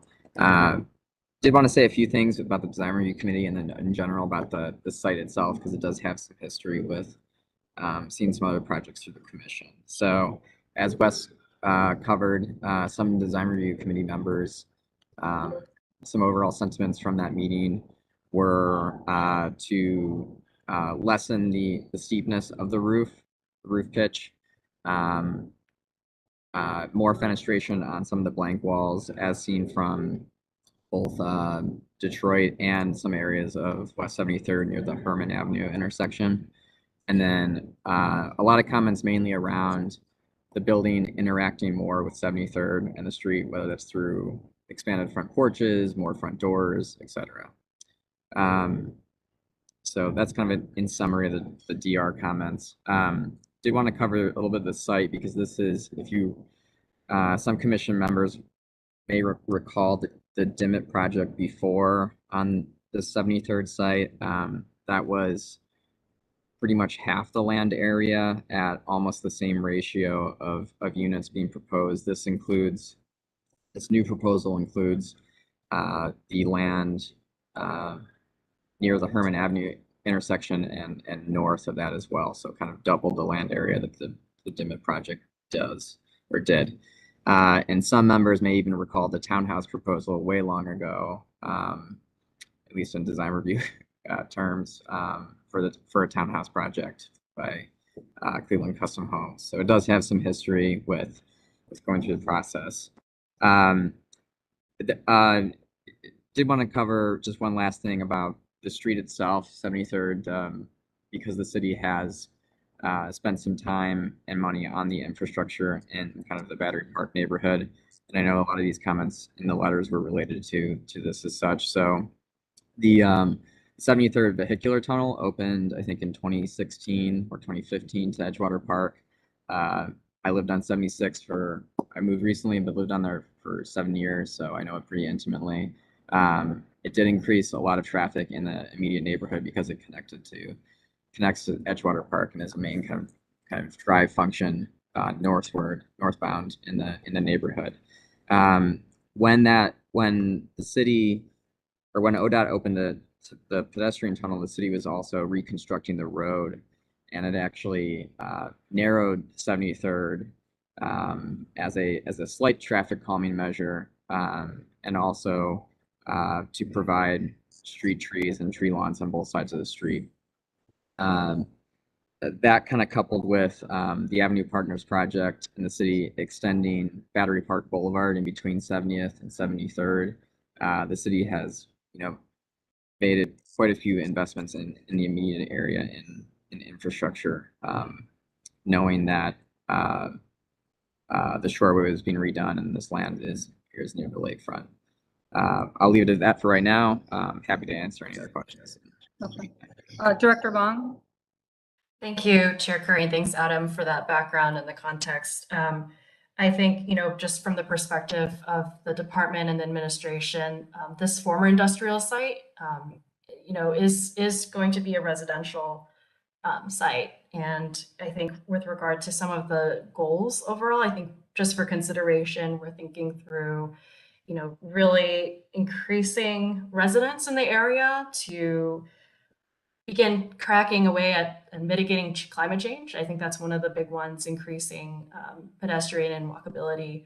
I do think that this is a lakefront asset, and that's worth considering, is that residents do want to live in the area. That being said, with those kind of high-level goals, the zoning does permit this particular project by right. So the project heights and parking does conform to the existing zoning. I think the biggest thing here is that there are significant design challenges as raised by the design review committee. I do think that there is a sort of mega block feeling, and that the design, if addressed properly, could mitigate sort of the intensity of what's presented and some of the design challenges there. With that being said, I know there are quite a few public comments. I'm happy to circle back and with additional thoughts beyond that, but I just wanted to share a little bit about sort of the overall framing. Thank you. Okay. Maybe we'll go through some of the public comments, and then maybe you can summarize any that came also via letters. The first is who will be reading Councilwoman Spencer's letter? That would be me. Okay, so let's start there. If you could please go ahead, and then we have a few people with their hands raised, and I'll start at the top there. Thank you. My name is Joseph Nasser. I'm the Ward 15 Executive Assistant to Councilmember Spencer. She regrets that she was unable to attend today, but she's asked me to read this letter, her words on this project. Dear Planning Commission members, due to an unavoidable conflict, I am unable to attend the June 17th Cleveland City Planning Commission meeting. Please excuse my absence. I wish, however, to provide comments about the proposed West 73rd Apartments project, which would add 216 market rate rental units to a 1.78 acre site in Ward 15. Ward 15, specifically Gordon Square, has experienced an increase in project volume, especially when it comes to multifamily new construction market rate rental projects. In recent years, Planning Commission and/or Landmarks Commission have approved the following projects. The Edison with 306 units, Battery Park Loft with 82 units, Station 73 with 258 units, Waverly and Oak with 128 units, the West 58th Apartments with 27 units, and the 8400 Lake Apartments with 170 units. Landmarks Commission is also currently evaluating the Shoreway Tower with 73 units, and the Westinghouse project is expected to be announced soon. All of the above projects do or will rent for well over $2 per square foot, which is the equivalent of $1,300 to $2,500 a month for most one bedrooms and $2,300 to $4,000 a month, even upwards of $5,000 a month for two bedrooms. None of these projects feature 3-bedroom or larger sized units. On top of rent, property owners charge surcharges for parking and pets. I keenly understand the importance and value of density to vibrant neighborhoods, and the community has welcomed density to date. Dense projects are a particularly good fit along our main commercial corridors, a prime example being the Burger King site just 2 blocks from 73rd. I believe the West 73rd Apartments project is the wrong project for this location, and I am opposed to it for 2 primary reasons. First, the existing neighborhood infrastructure is not adequate for the project. West 73rd is a narrow residential street. A century ago, 6,000 residents used our street grid daily to walk to jobs at factories along the lakeshore. The street was not designed to absorb the volume of automobile traffic it is experiencing today. Further, the area is heavily parked with on-street parking. I do not believe the West 73rd Apartments project is appropriate for its context in terms of scale and massing, but perhaps more importantly, I believe that the resulting traffic flow and parking count will present an excessive burden for residents, significantly impacting quality of life. Second, I am concerned about an oversaturation of a single housing typology within this concentrated geographic area. I am proud to 15 because we are a diverse, mixed income community.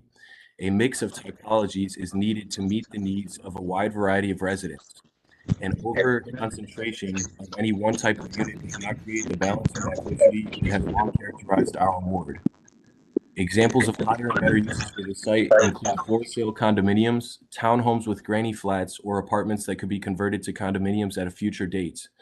We must ensure that any project contributes to our legacy housing stock. The West 73rd site needs to be developed and will be developed, but it needs the right developer with the right vision and commitment to this community. I have never met with the current owner and developer of this site. In closing, I would be honored if Cleveland City Planning Commission members also reviewed my letter dated June 1st, 2022 that was previously submitted to Far West Design Review, which includes an area project map. In Gordon Square, the time is right to shift towards managing growth and to evaluating projects within a broader neighborhood context and lens. I ask that the Planning Commission not take its vote today on schematic design. I would welcome an opportunity to meet with CCPC members to discuss the city's 10-year housing study and the future growth of our neighborhood. With best regards, Jenny Spencer. Thank you very much. Appreciate that. Okay, we're going to open it for public comment. I'm going to ask that you state your name and I'll call on you, and sort of keep your comments to 3 minutes or less. And I think the former councilman is going to go next. And then I will run through the list at that point, and then I'll close the public portion entirely and then open this up to the commission members. So for now, former Councilman Matt Zone. Thank you, Madam Chairwoman and honorable commission members. What I'd like to share is context about this neighborhood and how we arrived here. You know, I had the high honor and privilege of representing this community for 19 years. I live 2 blocks from this development project. I feel like I'm the resident expert. I know every square inch of this neighborhood. I've been known as, when I was on council, as a pro-development member of council. We attracted development to the tune of over $1 billion. And in my 19 years, I can only remember on less than one hand when members of the community showed up because they were frustrated about a development project. We always prided our community engagement, and the comments that I'm about to make are no reflection of Wes Harper. He is an excellent architect, he's a fine person, and he does quality work. This is more about the developer and the arrogancy of this New York developer unwillingness to meet with Councilmember Spencer and meet with the community. That was always a requirement that I had. Whether we built Battery Park on 15 acres, which is a little over 300 units, or we built a single family home, I always required the developer to meet with the community. They deserve that. So let me give you some history and context. In 2014, I began a very extensive public engagement process to remake the Gordon Square area through a master planning process. This commission adopted that plan, I believe, in the fall of 2015. In 2016, I began exploring with former planner, God rest his soul, Tom Jordan, and the Detroit Community Development Corporation at the time, which Adam Davenport was an employee of. I worked closely with Adam Rosen, our Economic Development Director, Jenny Spencer, our Managing Director, and other key staff on what the appropriate land use should be. In 2017, we began conversations when I was entertaining the concept of the urban form overlay zoning process. Long history with my office and urban form overlaying. The only reason we then adopted the zoning change is we had a solid development plan in our lap. It was going to be 24 for sale condos. That was the only leverage we have. Commission members, Planning Director Wong, the most important asset and leverage the city has is its public right-of-way and zoning, and it needs to be used appropriately to get the appropriate level of development that the community expects and wants. Density is the key issue here. As Joe Nasser said, just down the street on nearly twice the footprint, Station 73 has 258 units. This project being proposed is 218. There's been no community benefits agreement negotiated. And like the project you reviewed earlier from Bialowski, the Pearl, the project had sufficient parking spaces for guests. This doesn't provide it. I know this is being built to the letter of the law and what the urban form overlay calls for. But let's face it, there's 218 units and only 140 parking spaces. Where are the guests going to park? And with the other projects that are going to come online, it's going to overwhelm the neighborhood. And nobody on this call that I'm aware of or on this who are taking the vote live in this immediate neighborhood. So those of us who live in the community are going to have to deal with the influx of parking. So I respect the architect. I am offended by the arrogancy of this developer, not willing to meet with a council member and come into the community and understand the unique needs of what this community wants. As Council Member Spencer's letters clearly stated, she is also a pro-development, but we want to advocate to have and maintain a mixed income community. And a project like this that's going to have 218 units of high-end market rate rental is only going to exacerbate the challenge that we face in this community. It's going to further drive out people who have been longtime generational people who are on fixed incomes. And it's going to, I think, present challenges that if this project moves forward in its present form, this commission is going to regret. So I am opposed to it. And Madam Chairwoman, thank you for allowing me to share my perspective. Thank you very much. We're going to move on. As I said, really, please try to keep your comments to 3 minutes or less. And I think, Abby, you have had your hand held for a while. Please state your name and address and address the chair. Thank you very much. I appreciate the time to speak to the chair and to the committee. My name is Abby DeMayo. I've lived at 1253 West 76th Street for 9 years. Who am I? I'm a neighbor who moved here 9 years ago, who joined a neighborhood cleanup, attended a block club meeting, and now I'm trying to learn urban planning and traffic policy talking points in a few weeks. You have my statement that reflects that learning and my reasons why this is not the right project for this location. I want to take my time to discuss this location. It's not just this spot on a street. It's all the decisions this committee seems poised to make to address your singular view that density in and of itself is good. But that is a concept, ideas on a page.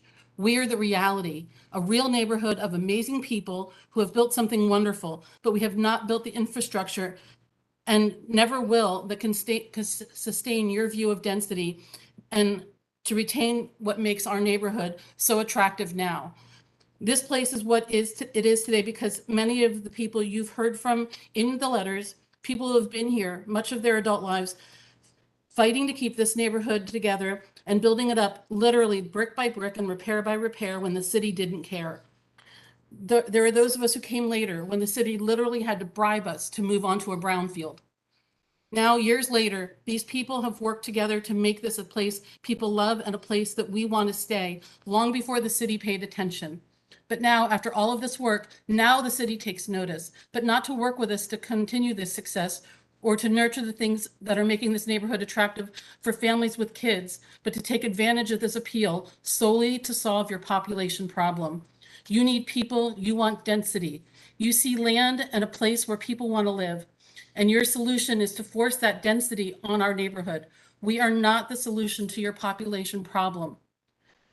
Planning is a concept, rules and instructions on a piece of paper that should look to the future and build and support great places to live that work for everyone. And those are noble goals, but when applied thoughtfully, when the necessary infrastructure is in place to support the plan and make it successful for everyone. But this idea that density is good, and if there are too many cars, residents will be forced to use mass transit and bikes, means your concept, your plans on paper are more important to you than how that idea will impact the lives of the people who live here. We are the reality. Your density plan forces only one type of housing, luxury rental apartments. This plan will put over 1,000 of these types of units in our neighborhood and overwhelm the balance of owners and long-term renters who call this home, the reality, the people who live here today. If you impose this density plan without adequate infrastructure that made so successful in other cities, it will be a failure for everyone. Renters will be frustrated and not renew since they can move to more thoughtfully planned locations. Long-term residents will move because they don't want to live in a city that doesn't value them. We are the reality, the people who put in the work and have earned and deserve the right to be part of the plans for the future of our community. We've earned the right to say no. Thank you very much. Thank you. Appreciate the comments. Mark, Lestitian, are you here to speak? Good morning. I am. Can everybody hear me okay? Yes. If I So need to get my hand and then I'll put it up in a minute. okay. I will say though, I please ask that you do stay to 3 minutes or less. We do have a lot of other agenda items. So, Mark, please go ahead. I will do my best.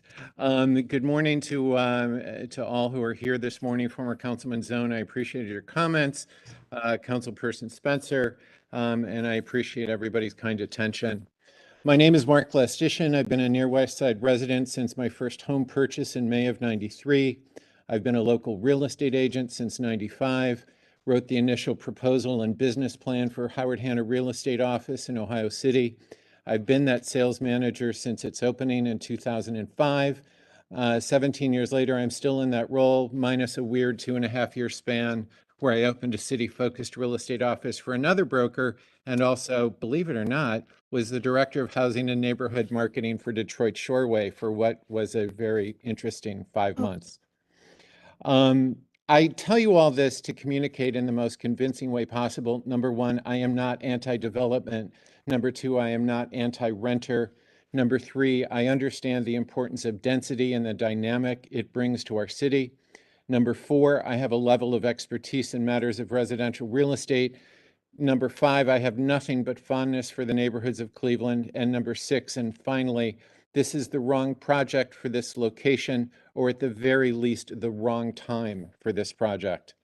I've always taken great pride in how the communities of Ohio City and Detroit Shoreway have displayed great diligence to ensure that new development projects were appropriate in scale and harmony with the existing built environment, often taking cues from surrounding buildings.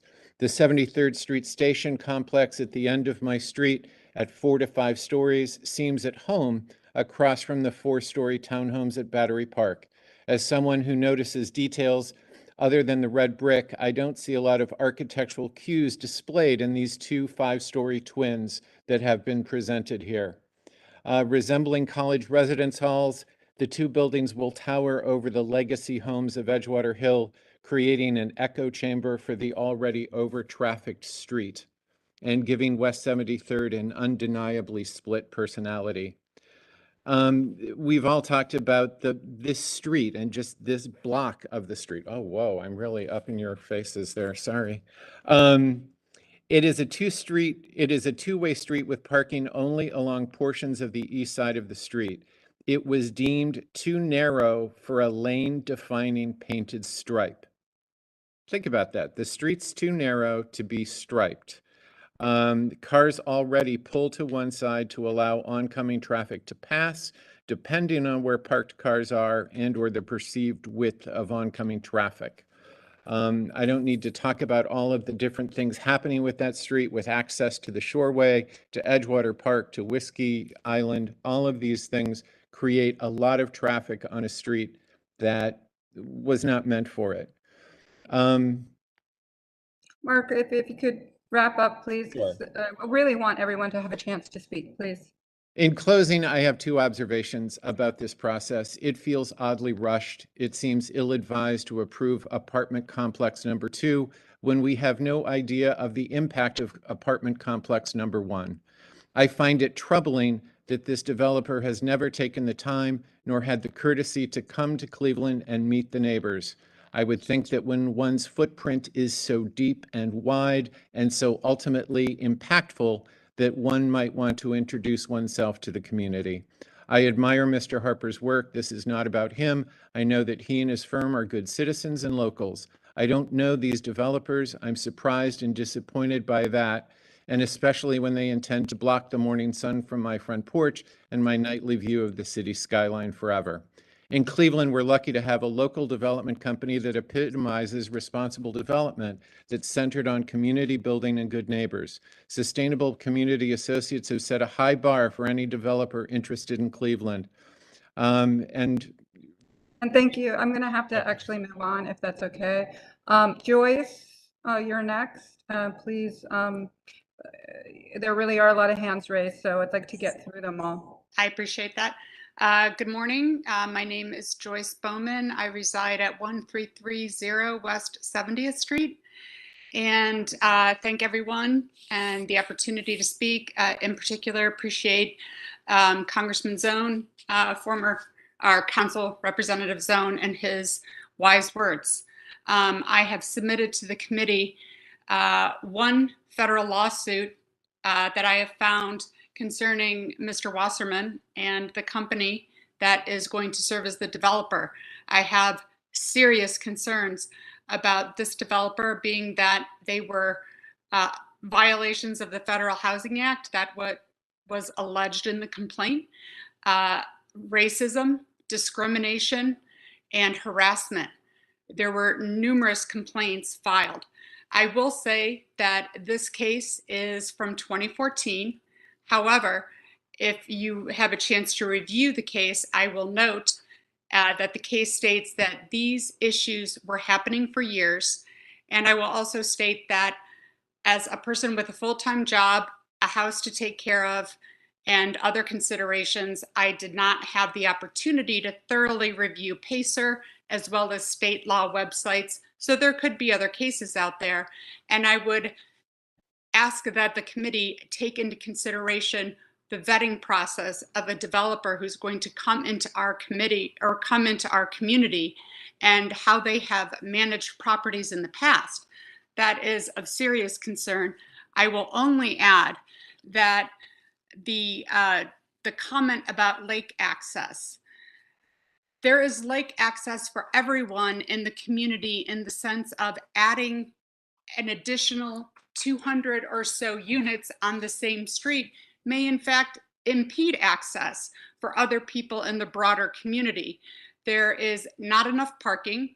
Not everyone walks or bikes. So piling on units on one single street that is the only access directly over to the park and to the lake may in fact be opposite of what you're trying to do to give everyone access to the lake asset.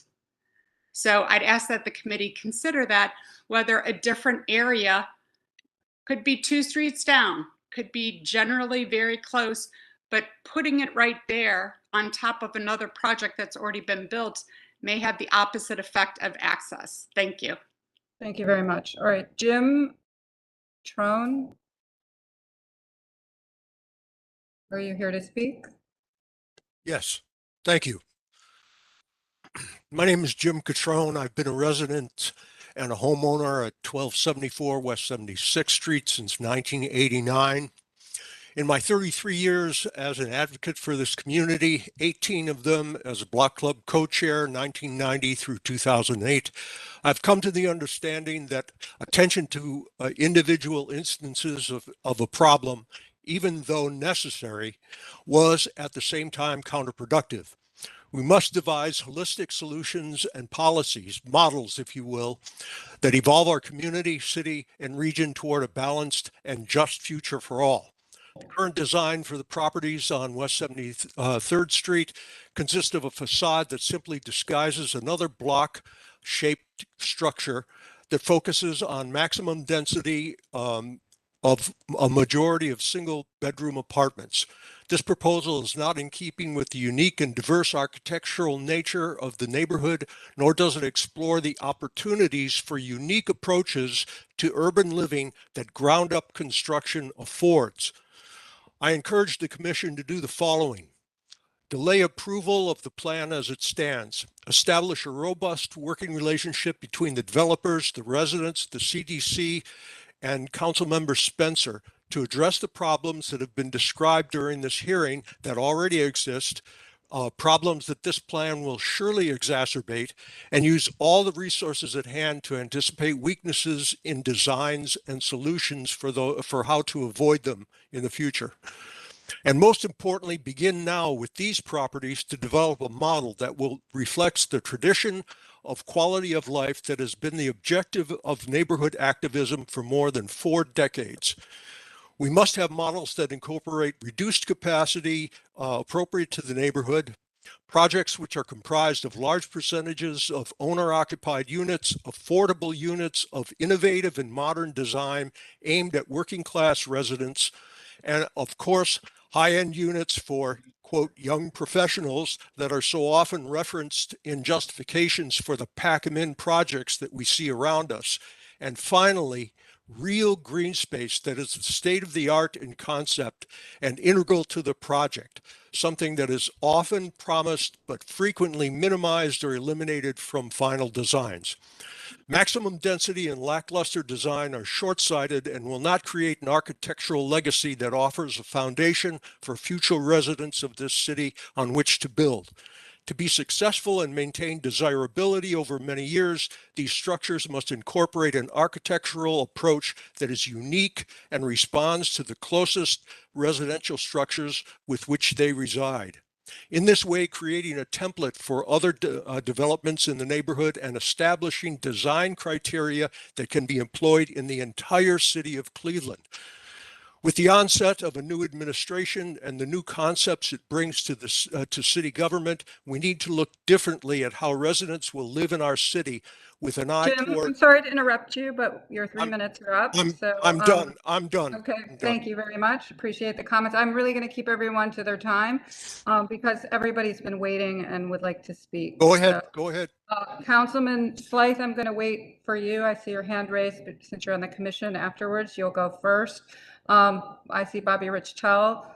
Please please hit the highlights. We don't need all of the personal background. We really get a focus on the issues so that everyone gets a chance to speak.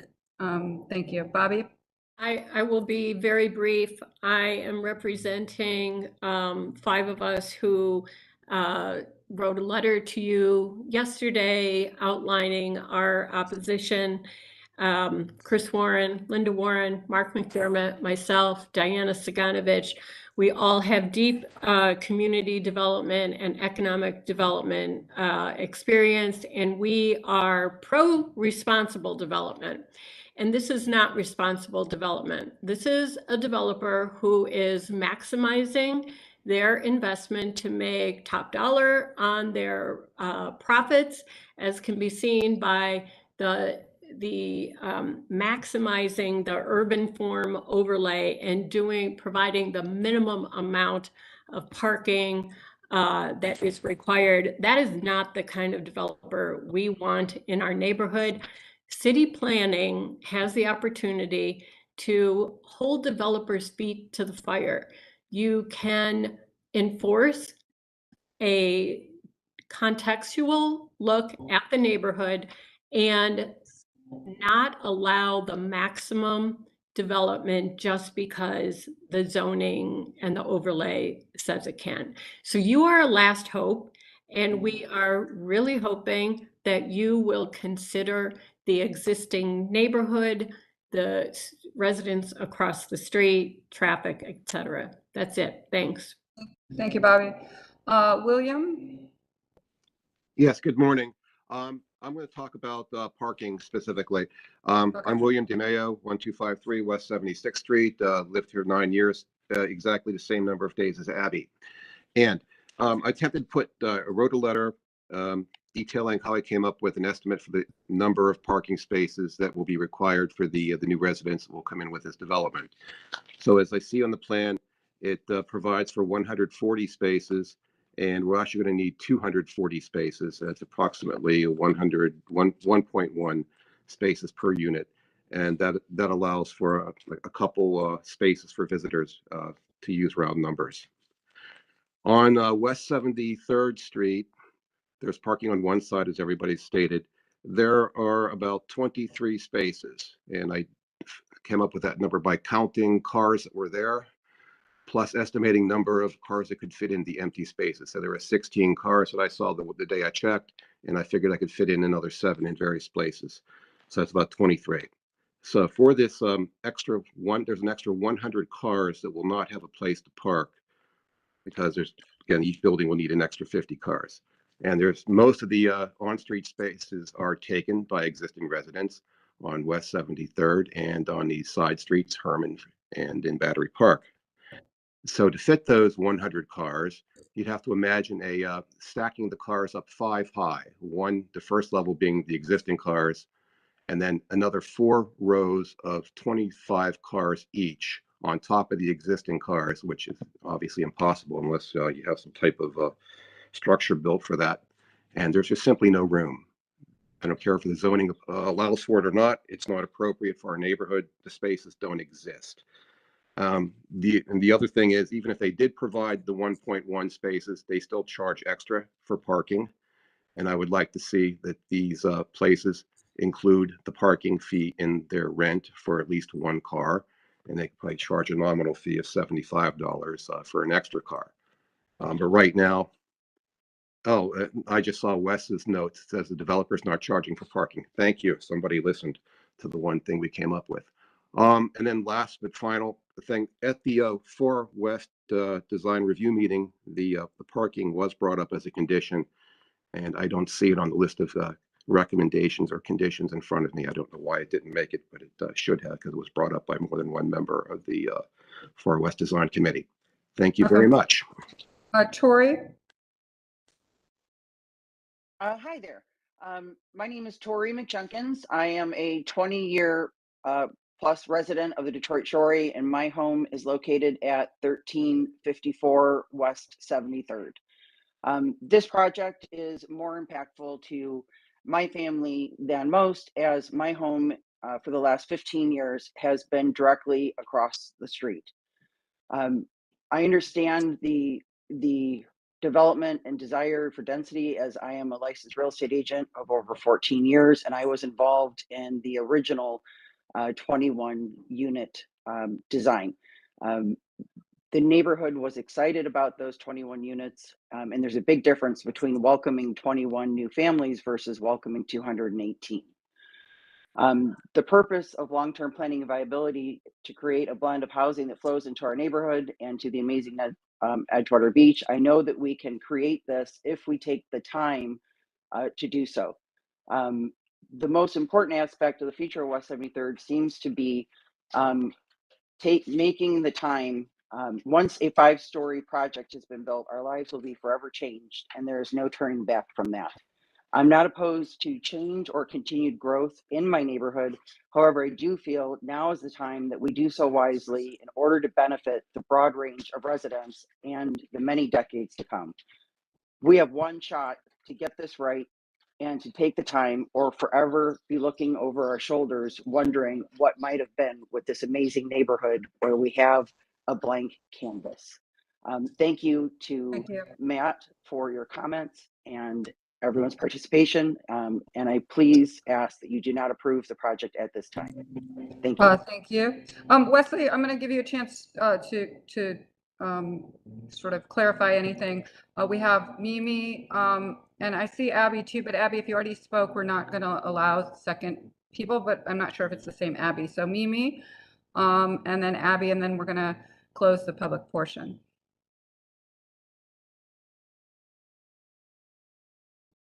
So you're, is it Wesley or myself? It's you. Okay. I'll give Wesley the chance to kind of clarify anything before we close everything. Okay, cool. So yes, my name is Mimi Elliott. Many people in this meeting don't know my long history in the community, but I wrote you an extensive letter describing it, basically. I live in the 1860s Italianate at West 73rd and Herman at 7302, and I also own the Gothic Victorian right next door, which is a two-family structure. Those were both moved at that location in the turn of the century from Detroit Avenue. In front of my house is a huge catalpa tree. It dates 1906.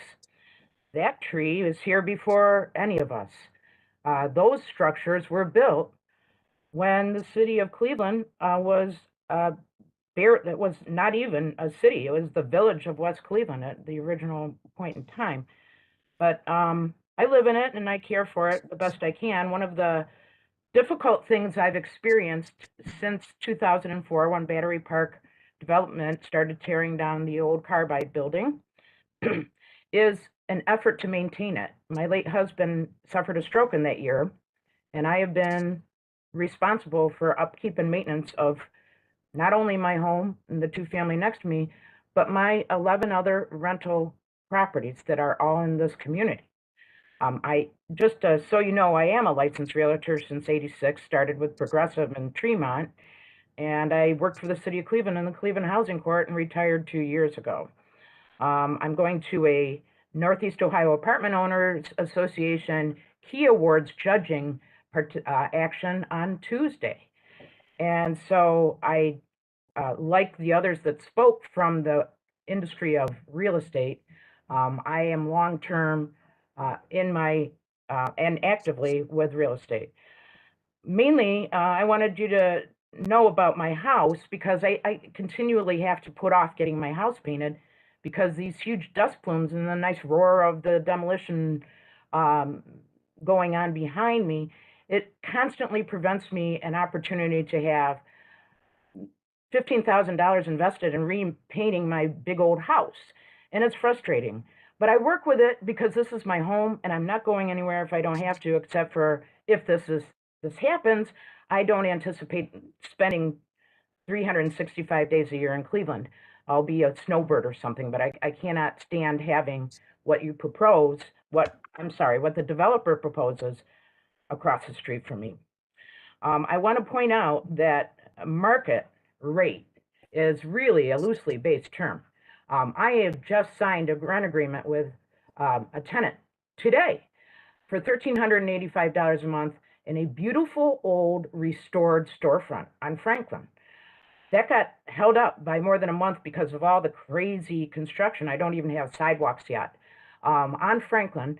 And otherwise, you know, people do need to have housing other than $1,385 a month, plus a pet fee, plus parking fees, and no yard work, nothing as far as grounds.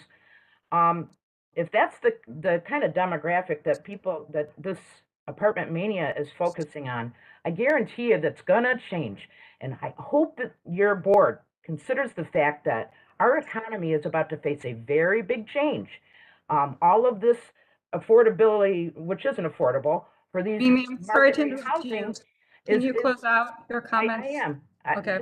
Consider the fact that we are oversaturated with this kind of apartment and that the dynamic of our market will change just like everything does. Thank you. Thank you very much. Abby, did you speak before or is this a different Abby? I did, but I have Dr. Ann Wise here who has asked to speak. Okay. This is the last comment.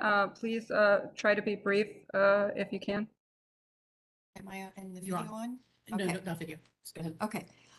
Hi, I'm Ann Wise. I'm a family physician with almost 30 years experience practicing on the near west side of Cleveland as part of Neighborhood Family Practice at Community Health Center. I've been based at our Detroit Shoreway office since its opening in 2010. I'm also a renter, one of the original residents of the Shoreway Apartments in Battery Park.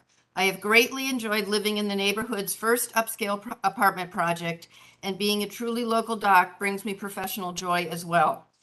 In the 8 years that I have lived here, however, needed development in this historically mixed everything area has become decidedly unbalanced, favoring pretty much people like me or younger, more transient versions of me. I work with some of our most vulnerable neighbors, including families with long roots in the area, as well as newer arrivals. My patients struggle with low-wage jobs, transportation challenges, and, of course, the increasing scarcity of adequate, safe, and affordable housing. I can attest that current development trends are very negatively affecting many existing residents. Just as importantly, we are losing the opportunity to do something special here by fostering a neighborhood that welcomes and is strengthened by immigrants, mixed income families, and shared values between longtime and newer residents.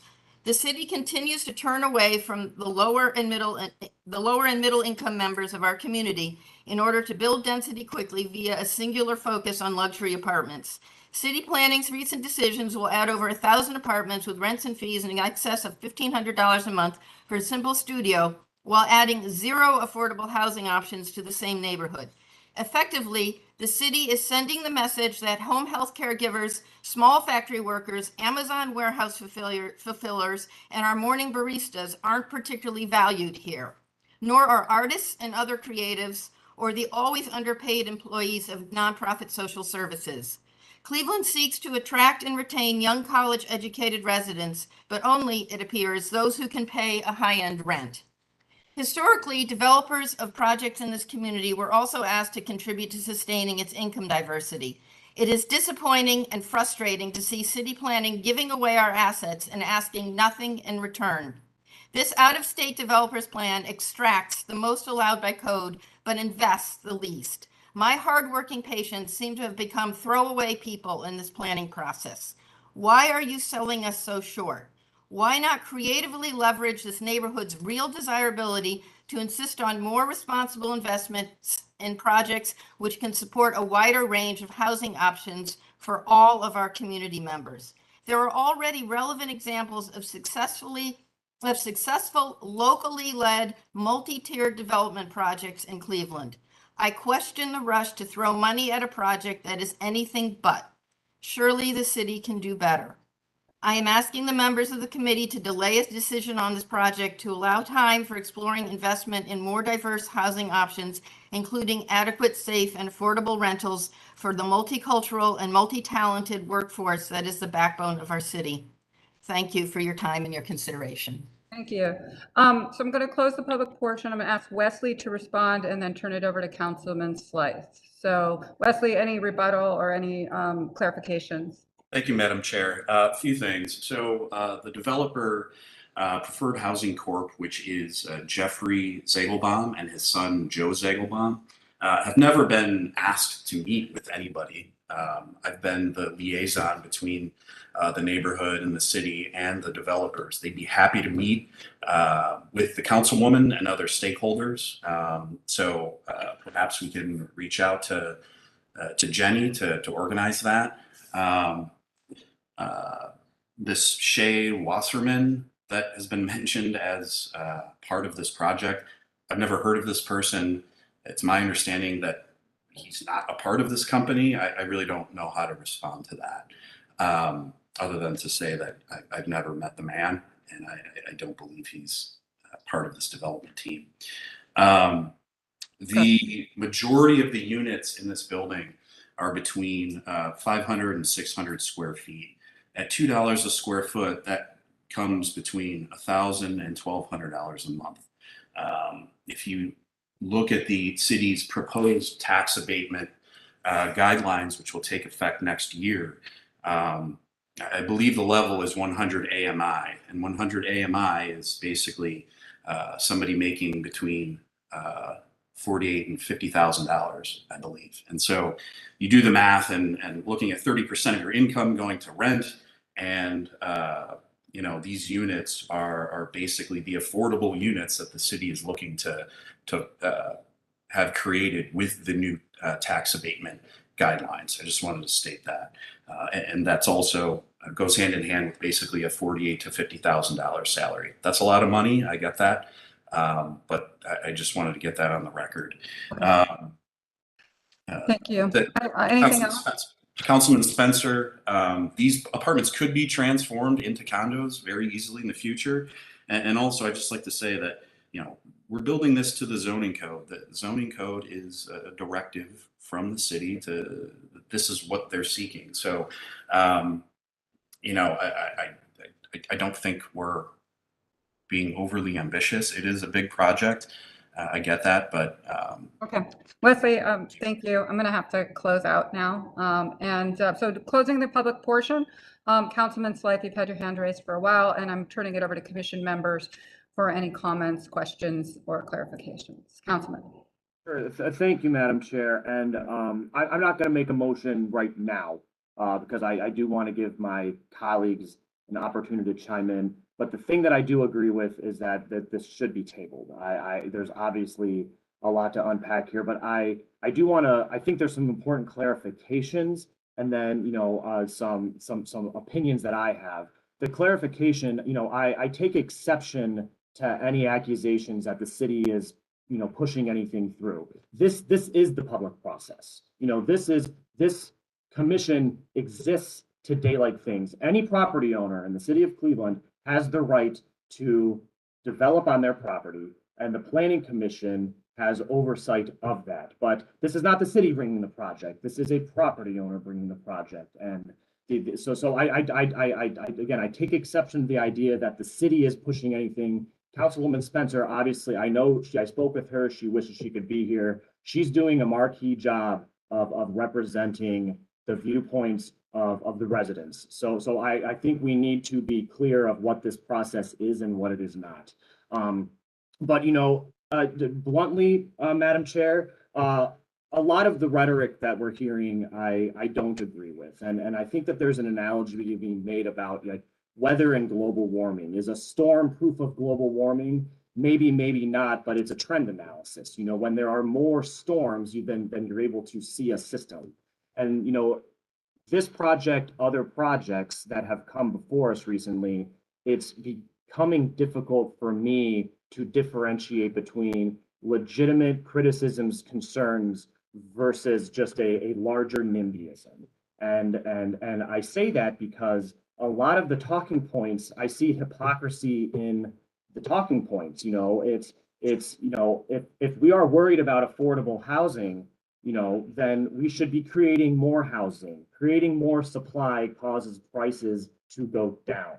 And just bluntly, and I'm going to lay it out there, it seems that the people who stand up and speak loudly about concerns for equity and diversity and all these things, which are important, good topics, but they often seem to be white people of means who live in unaffordable housing themselves that is often tax evaded.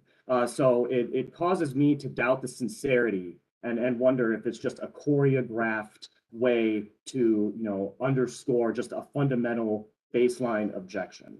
So Madam Chair, in an effort to be constructive, I think, I'm going to assume this gets tabled, but okay. I think moving forward, we need, as this body, to kind of have a come to Jesus moment, a presentation from the director or the law department about what is the jurisdiction of the Planning Commission. To Mr. Harper's point, the zoning code allows for development within certain guidelines, and zoning is a public process that went through something very similar like this. The neighborhood agreed that these were the goals. Where is the intersection of zoning and design review? To what extent can design review be used to deviate so far from the zoning code? Does doing so, is that arbitrary and capricious? Does it expose the city of Cleveland to litigation for denying permits that should be bestowed by right to individuals? The same can be said about questioning the ethics or integrity of property owners. I certainly don't, support any discrimination in any sense, but the question is that the purview of this body to deny permits because we don't like individuals who are presenting it? So I think that there's a lot that concerns me with this. And bluntly, yeah, I don't love the design either. But I think that we do need to table this. I think, though, that in doing so, we do need to have some broader conversations. And, people, it seems sometimes that people who complain about traffic congestion are the same people who are complaining about speeding, and it's when I go to Wrigleyville, when I go to Capitol Hill, I see dense urban environments where parking's tough and people are walking around, and that's what makes those neighborhoods happen. And there's a demand for that in certain Cleveland neighborhoods, and people are moving in there quickly. And it concerns me that some of those people are then taking anti-development approaches. So thank you. I'll hold off on any motion in case my colleagues would like to respond. Okay, thank you, Councilman. Commissioner Mecklenburg Fluker, I see your hand raised. Yeah, I'll be very brief because we've heard a lot of the same things. Anybody who wants to move to Fairfax and help me fight the fight, I could use you over here on this side of town. But seriously, one thing that I heard that really truly bothers me is, the developer needs an invitation to go meet with the community and the council person. I think that's caca. You're gonna try and do something in someone's backyard and not reach out and have a conversation. So that's unfortunate. And I would like to turn it over to any other commission members before we pull the vote. Okay. Commission members, any other comments, questions, or would entertain a motion? Madam Chair, this is Diane Downing. I need to abstain. My daughter owns one of the houses directly across the street. Okay. Okay. So we note that abstention. Chair Curry, I just want to underscore that very similar to Councilman Slife's comments, that this is part of the process of bringing due process to projects that come to the public. So I just want to clarify that by bringing this agenda item forward, we are not, promoting approval, we're promoting due process. And that is why we are having this agenda item presented today. I also just want to underscore that this is not, just for fact checking, this is not a city resource. It's not a land bank owned lot. It's a privately owned property by a private developer. And so this is why, we do have to respect the property rights that are legally in, the city has to respect. And I do think that, like, my encouragement to the councilwoman and also the activists and organizers, of which I consider myself one, is really to focus our policy making to create more housing for low to mod income folks. It's very difficult from the city's purview because it is by right allowable. And so that's why I think it is important for us to really think through the design and the schematic of this. I think that those are my comments for now. So thank you. I would say that this is owned and they are right. But to the councilman's Slice's point, though, I do think our purview is design and context, which is an important piece, even if something meets zoning. That is in the purview of the commission. And I do agree with Councilman Slice. I mean, the design, in my opinion, needs quite a bit of work. It is not very good. And so I do think that when you think about context and scale, that is the role of design review, even when something meets the code and is of right. So, I would just want to point that out. I think there is work to do on this project. Anyway, so commission members, can I ask for a motion? I will move to table.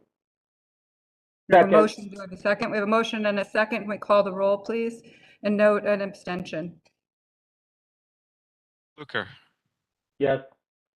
Curry, Yes. McCray Scott, Yes. Life. Yes. Motion carries. Happy to have you come back, and I want to thank all the residents for the time. And actually, was not trying to be disrespectful by cutting people off, but we still have quite a few agenda items. But I do appreciate you taking the time to come to address the commission.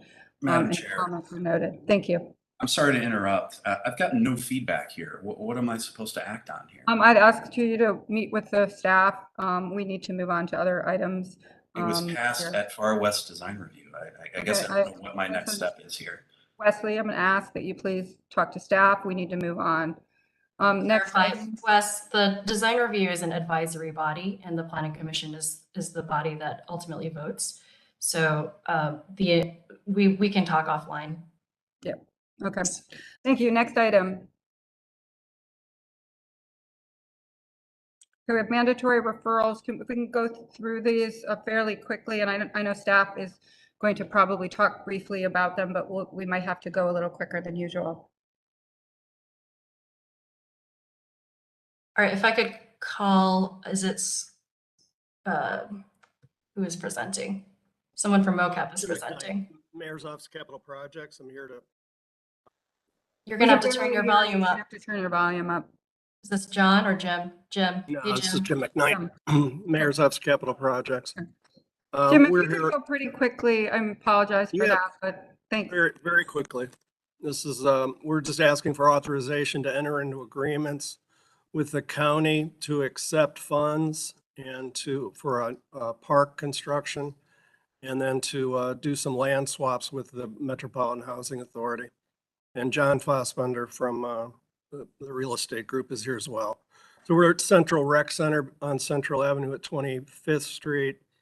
And we're looking at land between Community College Avenue and Central. And I'll let John speak to the specifics of the land swap itself, and then illustrate that what we're trying to do is free up a very landlocked recreation center to have additional green space adjacent to it. Okay. Move through these quickly, please. There's the existing rec center, very small site. Go ahead, John.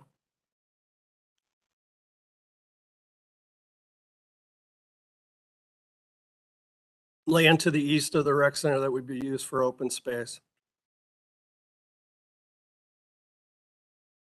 The east facade of the rec center, which we'd create a new entrance into the rec center directly onto the park space.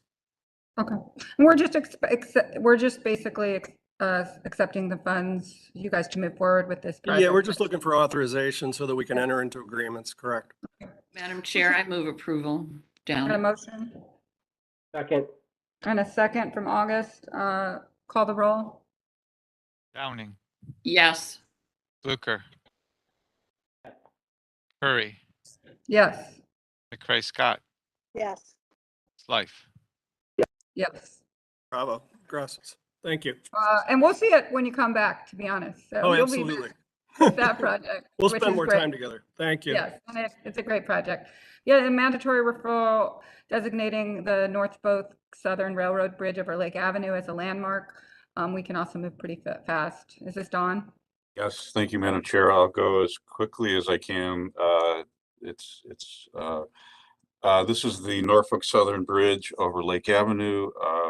A lot of the impetus for this designation came from the community and also Councilwoman Spencer. It was built in 1912. If you go to the next slide, you can see the current conditions of the bridge. If you go to the next slide, you can see the decorative ironwork. It's an eclectic neoclassical design. It's significant in the history because of it serves as a gateway to Edgewater Park. If you go to the next slide, you can see the bridge it replaced.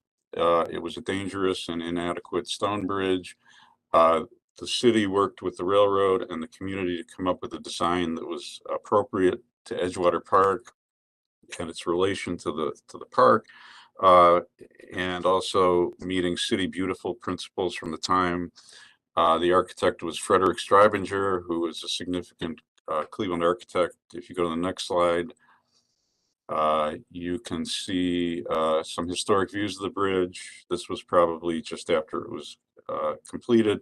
The next slide shows an image from the 1940s when it was the New York Central Bridge.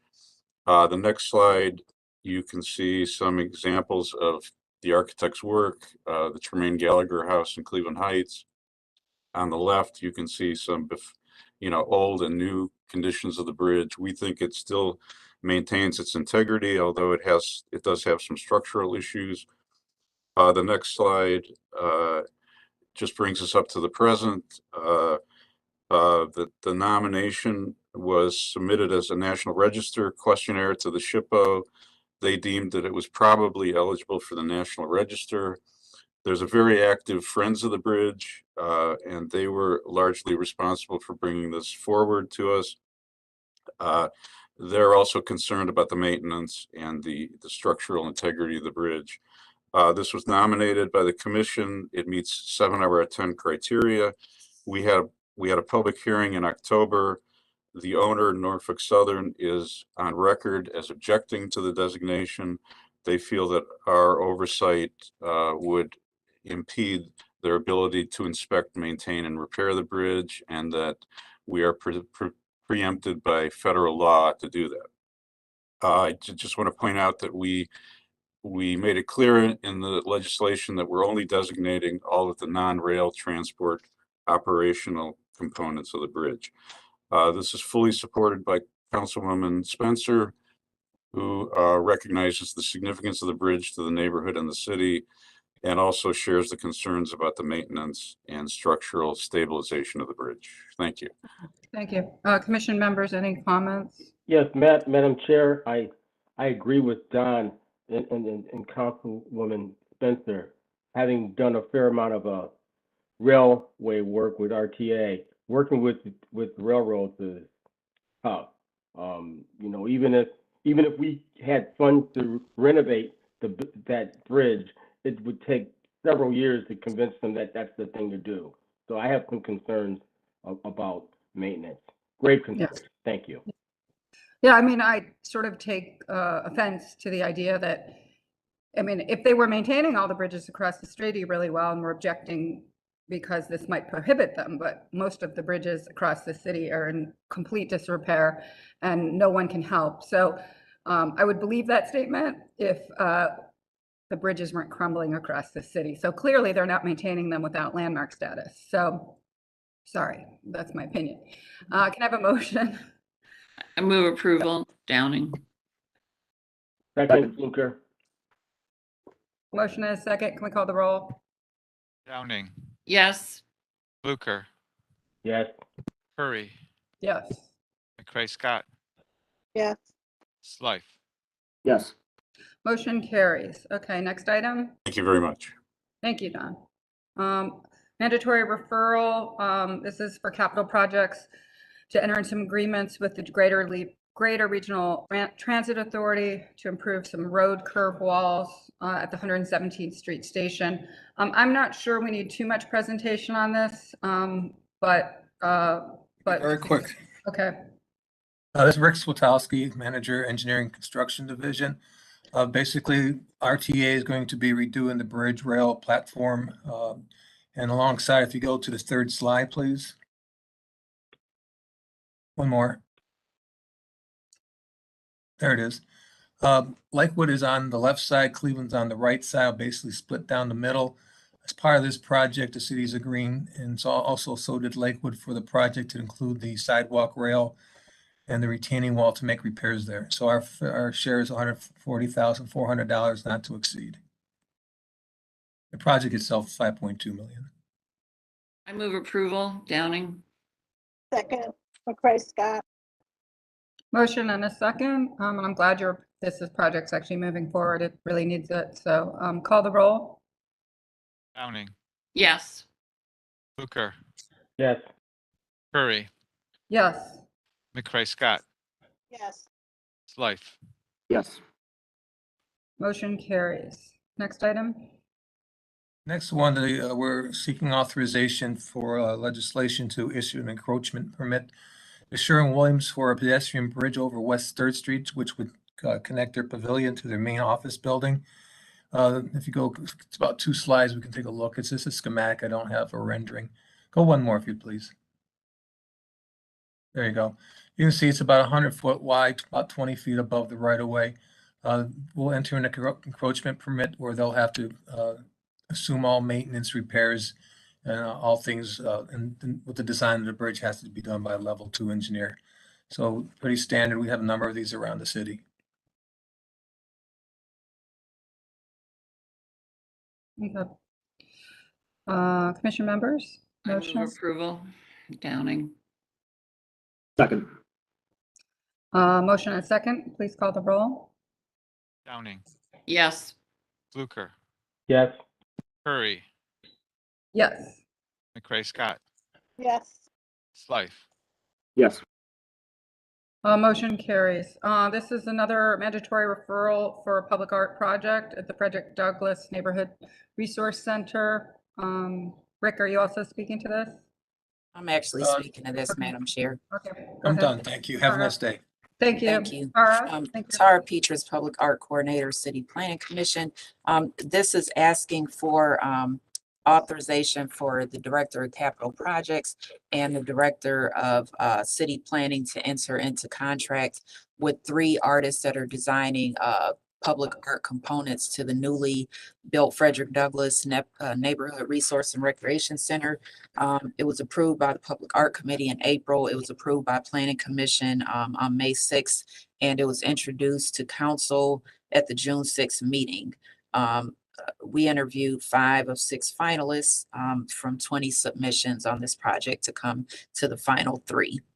And they were selected based on their qualifications and preliminary concepts to be developed further after engagement with the community.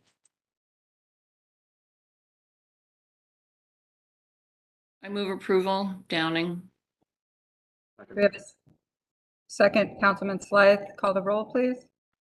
Downing, Yes. Fluker, Yes. Curry, Yes. McCray Scott, yes, Slife. Yes.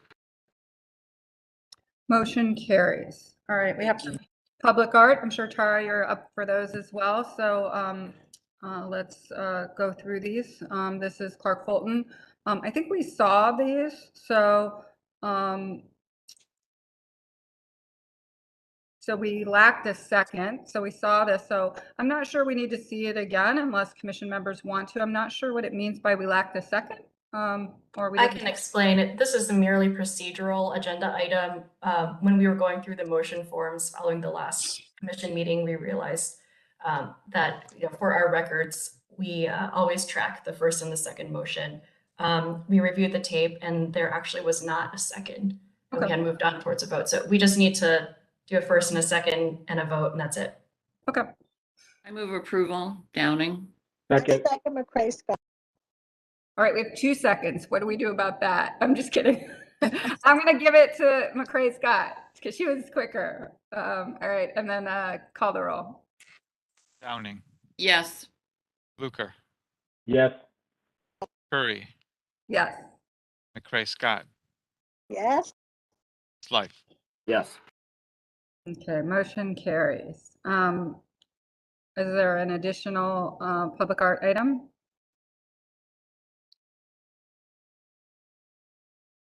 Those are actually slides from the one that you just looked at. Mm-hmm.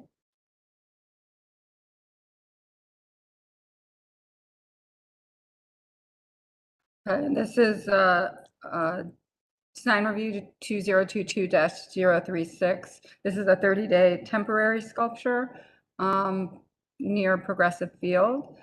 Tara, you want to explain this? Yes, thank you. This project is a temporary 30-day installation.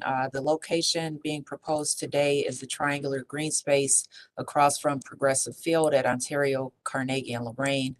This location itself had been approved for this work of art, but at that time, last year, the city had not approved this site. And the site that was approved at that time was at Kirtland Park, where the sculpture was displayed for 30 days. I did get unanimous approval from Downtown Flats Design Review yesterday with the recommendations to find the most optimal space to maximize visibility and pedestrian access and interaction, and to also coordinate with Metro Parks on the placement since they program that space as well. So I want to turn this over to Dave Byroll, the artist for this sculpture, and give him a few minutes to go over the particulars. Good morning, Madam Chair and the rest of the board. If you guys have any questions, I understand that time is of the essence here. So if there is, David, I just need I need to just swear you in. Do you swear to Yes. tell the truth, the whole truth, and nothing but the truth as you shall answer to the penalty of perjury? Yes. Okay, go ahead. It's so Cleveland Design Studios is our collective based here out of Cleveland, Ohio, and we seek to proliferate and place public art through the city of Cleveland proper. Maya was built in 2018. It went to Ingenuity Fest. It went to Gallery W, American Greetings, and then it went on public display for 30 days successfully at Kirtland Park here in Cleveland. And we would like to get Maya out again for another 30-day installation next June 2023 to give all the parties time to get everything together. And Carnegie in Ontario, a great intersection for people coming into the city and out of the city. So highly visible intersection, and it gives the city and other arts organizations, companies, and organizations alike, with the placement of Maya, it gives them, how can public art be activated in these public spaces? So it's a pretty amazing project. Tara was asking that you'd want to know what the design is. They're Art Deco industrial trees is what the actual cutouts are. So they're like an abstract tree with leaves and branches, and this progression of nature from life to death. So you can walk through it and stand inside it. We saw a lot of good public interaction when it was at Kirtland Park. Kids used it. Block club parties used it. People were laying inside of it, and so it was a pretty impressive engagement. And so we'd like to see how it actually the community engagement and awareness that it brings to the corner of Carnegie and Ontario. It would be great. Lastly, it'd be great if the city of Cleveland would be able to provide some press or media resources, like give a shout out on their Instagram page or website or whatever the city can do to connect Cleveland Design and myself with other art organizations, because we seek to work with organizations across the city and the city itself. Quick question, who owns this parcel? Who's the actual applicant and who's paying for it? The parcel is technically the county. Technically, it was labeled as county and state owned, and then I was the one to find out that it was actually city owned. So we got it back from the state to the city, and then I have my own personal resources into this art installation, so I own it. Okay. Do you own it? You're transporting it here. You're installing it. Is the Yes. city insuring it? Who's insuring it? I'm insuring it. Your license agreement with the city requires that I carry insurance. Okay. Just checking. Yeah. Thank you. You're welcome. Commission members. I move approval. Downing. Second. A second, Councilman. Call the roll. Downing, Yes. Fluker, Yes. Curry, Yes. McCray Scott, Yes. Life. Yes. Motion carries. Thank you. This is Guardians mural at Progressive Field outside the East parking garage. This is brilliant sign. John, I'm going to swear you in. Do you swear to tell the truth, the whole truth, and nothing but the truth as you shall answer to the penalty of perjury? Good morning, Lillian. Yes, I do. Okay.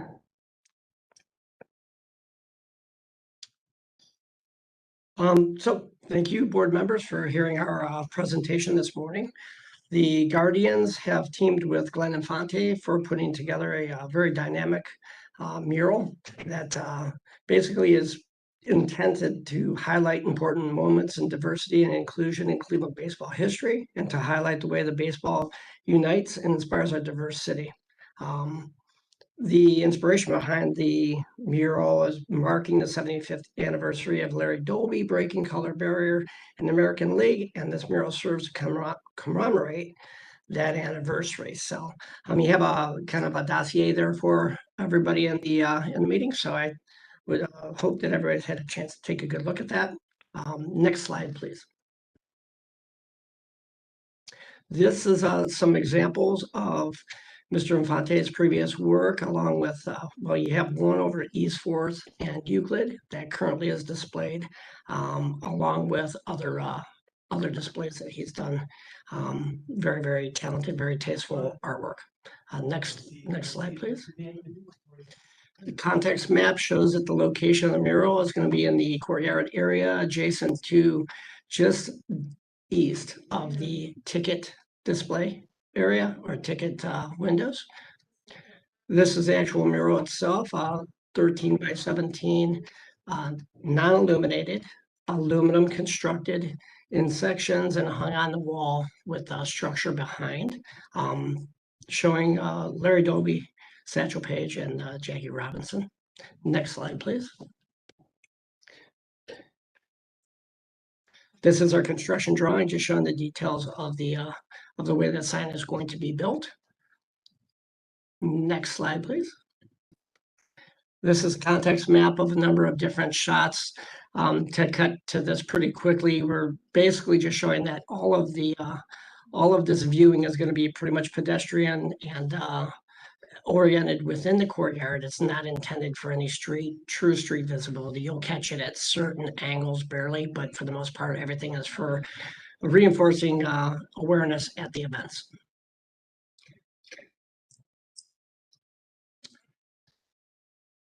And I'm open to any questions. Madam Chair, I'd like to applaud the Guardians. I don't know if everyone's aware, the percentage of African Americans in baseball is at an all-time low. Actually, since Jackie Robinson stepped away, I think it's 7%. So this is awesome. Thank you. Is that a motion there? Yes, I move to approve. I do want to let everyone know that this did go to Downtown Flats. Design review was approved yesterday with unanimous approval. I love this project. I commend the Guardians. They were trying to do it originally for opening day, but I've been working with Mr. McCray and the Guardians to push this through once they were ready for a presentation. But I think it's a great project. That's great. Thank you. We have a motion. Do we have a second? I'll second. Motion and a second. Call the roll. Downing, Yes. Fluker, Yes. Curry, Yes. McCray Scott, Yes. Life. Yes. Motion carries. Thank you. Wonderful. Thank you, board members. Have a great weekend. I think we still have one more coming. This is a special presentation for Front. This is a temporary sculpture at Quincy Garden, 90th and Quincy Avenue. Greg, are you here? I am here, Lillian. I need to swear you in, even though you feel like you don't need to be sworn in. Do you swear? I do tell feel the like truth, the whole truth, and nothing but the truth as you shall answer to the penalty of perjury? I do, thank you. And also presenting on behalf of Front will be Annie Wishmeyer. She's here also. Can I hear a yes from her too? Yes, for me. Good. So I'll go quickly and let Annie take over. I think to whoever's driving the slideshow, you can just flip through these. They have been before the commission a few times over the last couple of weeks. There was one project that slipped through the cracks that we've been working with Tara Petrus on, which is a temporary installation by an artist by the name of Abigail DeVille at East 90th and Quincy.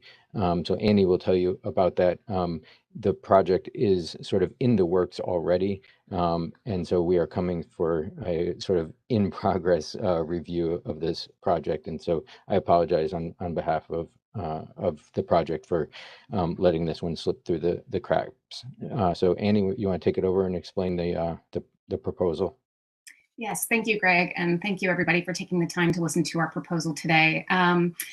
This installation by Abigail DeVille is part of a larger project with her. She has a large-scale installation that is happening at the Sculpture Center, and part of her process is really engaging with the city that she is installing artwork in. So she has been coming on repeated visits to Cleveland to do research on the community.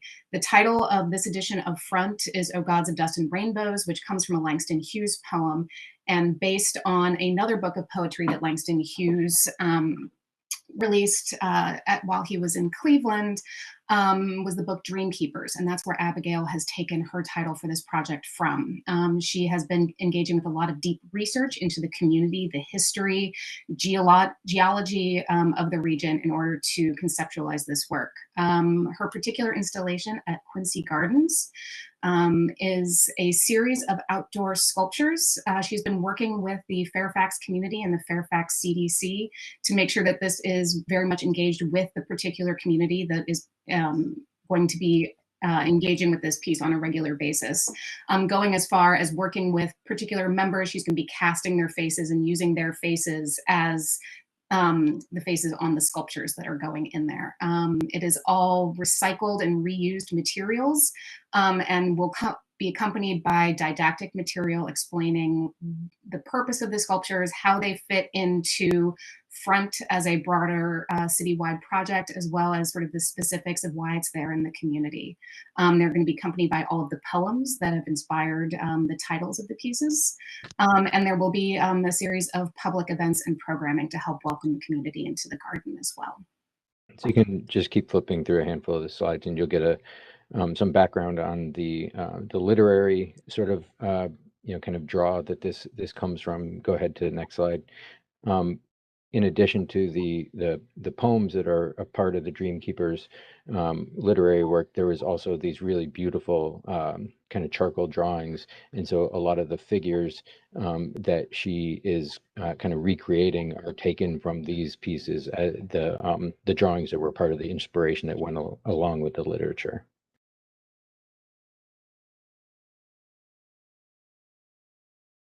Are there any renderings or should? Yeah, or no, you- you can keep flipping. I'm sorry, go ahead. So it gives you a sense of, it's a pretty active street. There's 13 pieces that are placed throughout the site. This is a work in progress from last week. As she's being, you can go to the next slide, you'll get a little bit more a sense of this. It's kind of got this outdoor kind of sculpture garden, kind of found object thing going on. But each one of the pieces, like I mentioned, is inspired by one of the drawings or the writings from the Dream Keepers book. Thank you. Commissioner Murray, it's fabulous. Really, very fabulous. I move approval. Downing. I second the Price Scott. August got the second, and we'll call the roll. Downing. Yes. Fluker. Yes. Curry. Yes. McCray Scott. Yes. Life. Yes. Motion carries. Remind me the date that Front opens? It opens July 14th and runs through October 2nd. Okay, thanks. All right, special presentation. I believe I thought that was the last one. There's one more. Menlo Park mural, bridge mural. This is near West 53rd Street. Carol Ryan, and then the artist is it Irina? Yep. Do you swear to tell the truth, the whole truth, and nothing but the truth as you shall answer to the penalty of perjury? Yes. Yes. Okay. take us away. Thank you very much for having us. We appreciate the committee's time and the support of our councilman as well as our school board.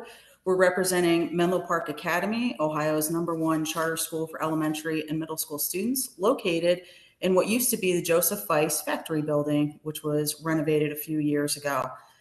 The parcel of the part that we're talking about is a mural on the West 53rd Bridge abutment that is visible from the school. So if you're looking at the arrow that's on screen to your left, shows where our school building is. The arrow on the right shows the location of this bridge wall.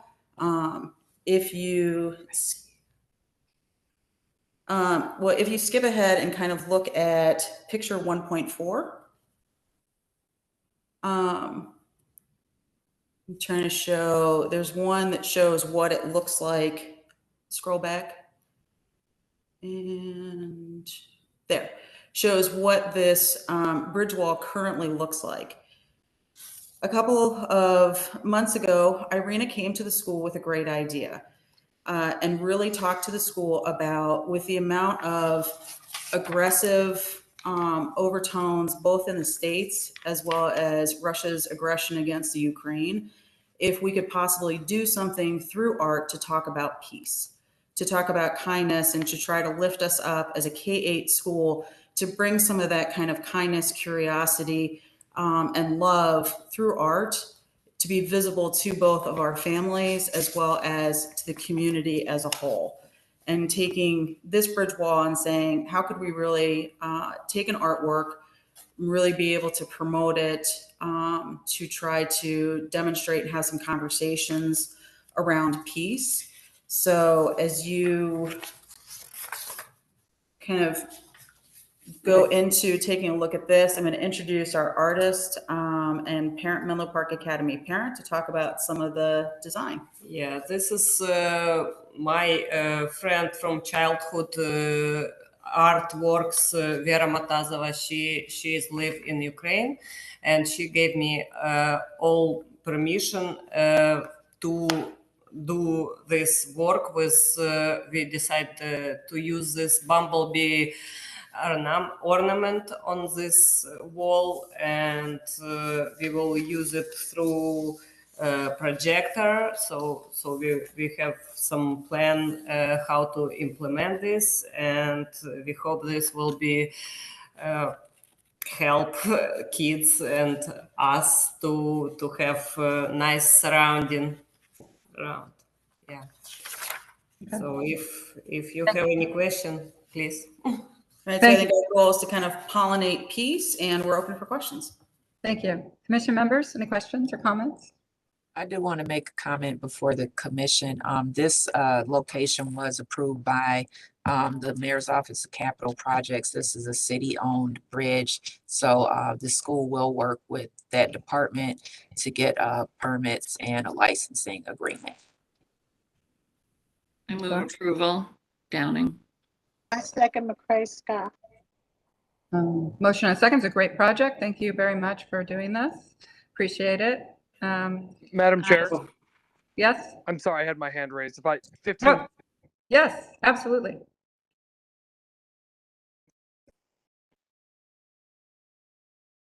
Councilman? I'm sorry. Can you hear me now?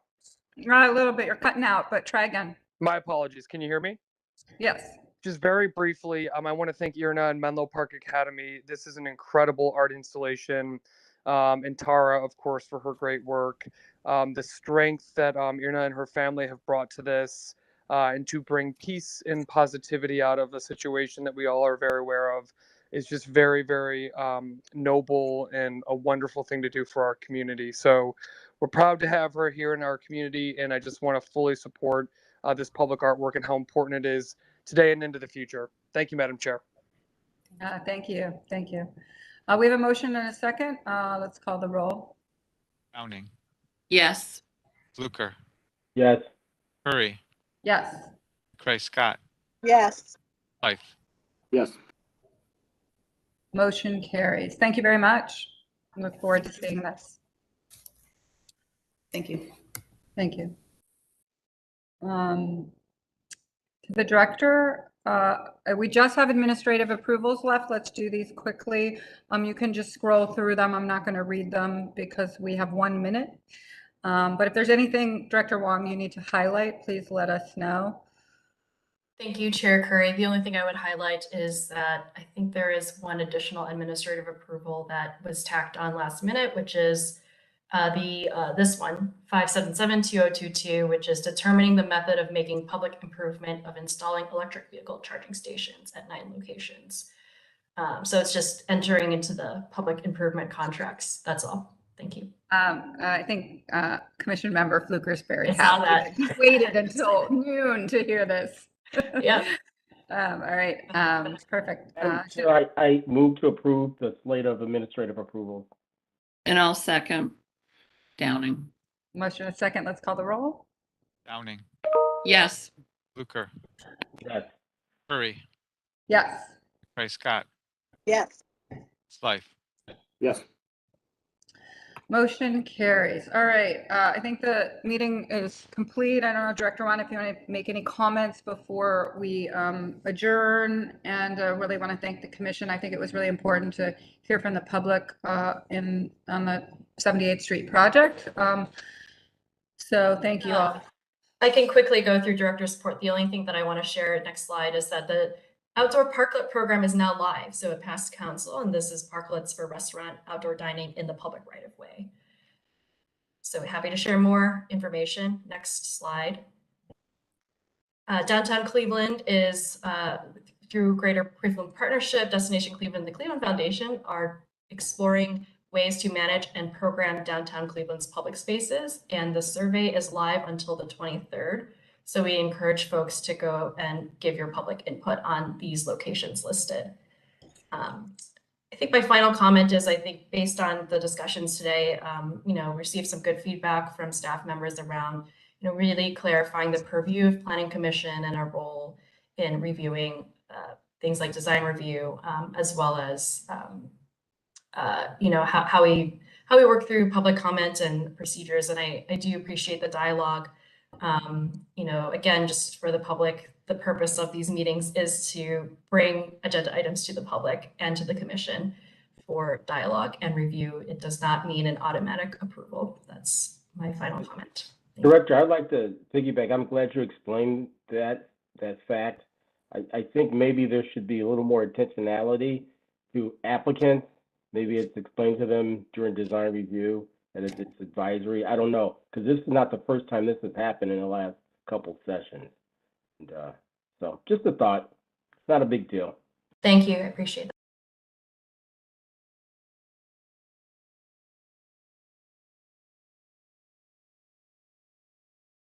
That's it from my end. Okay. I know it's 12. So let's adjourn the meeting, and thank you all for staying extra long today. Electric charging stations, go.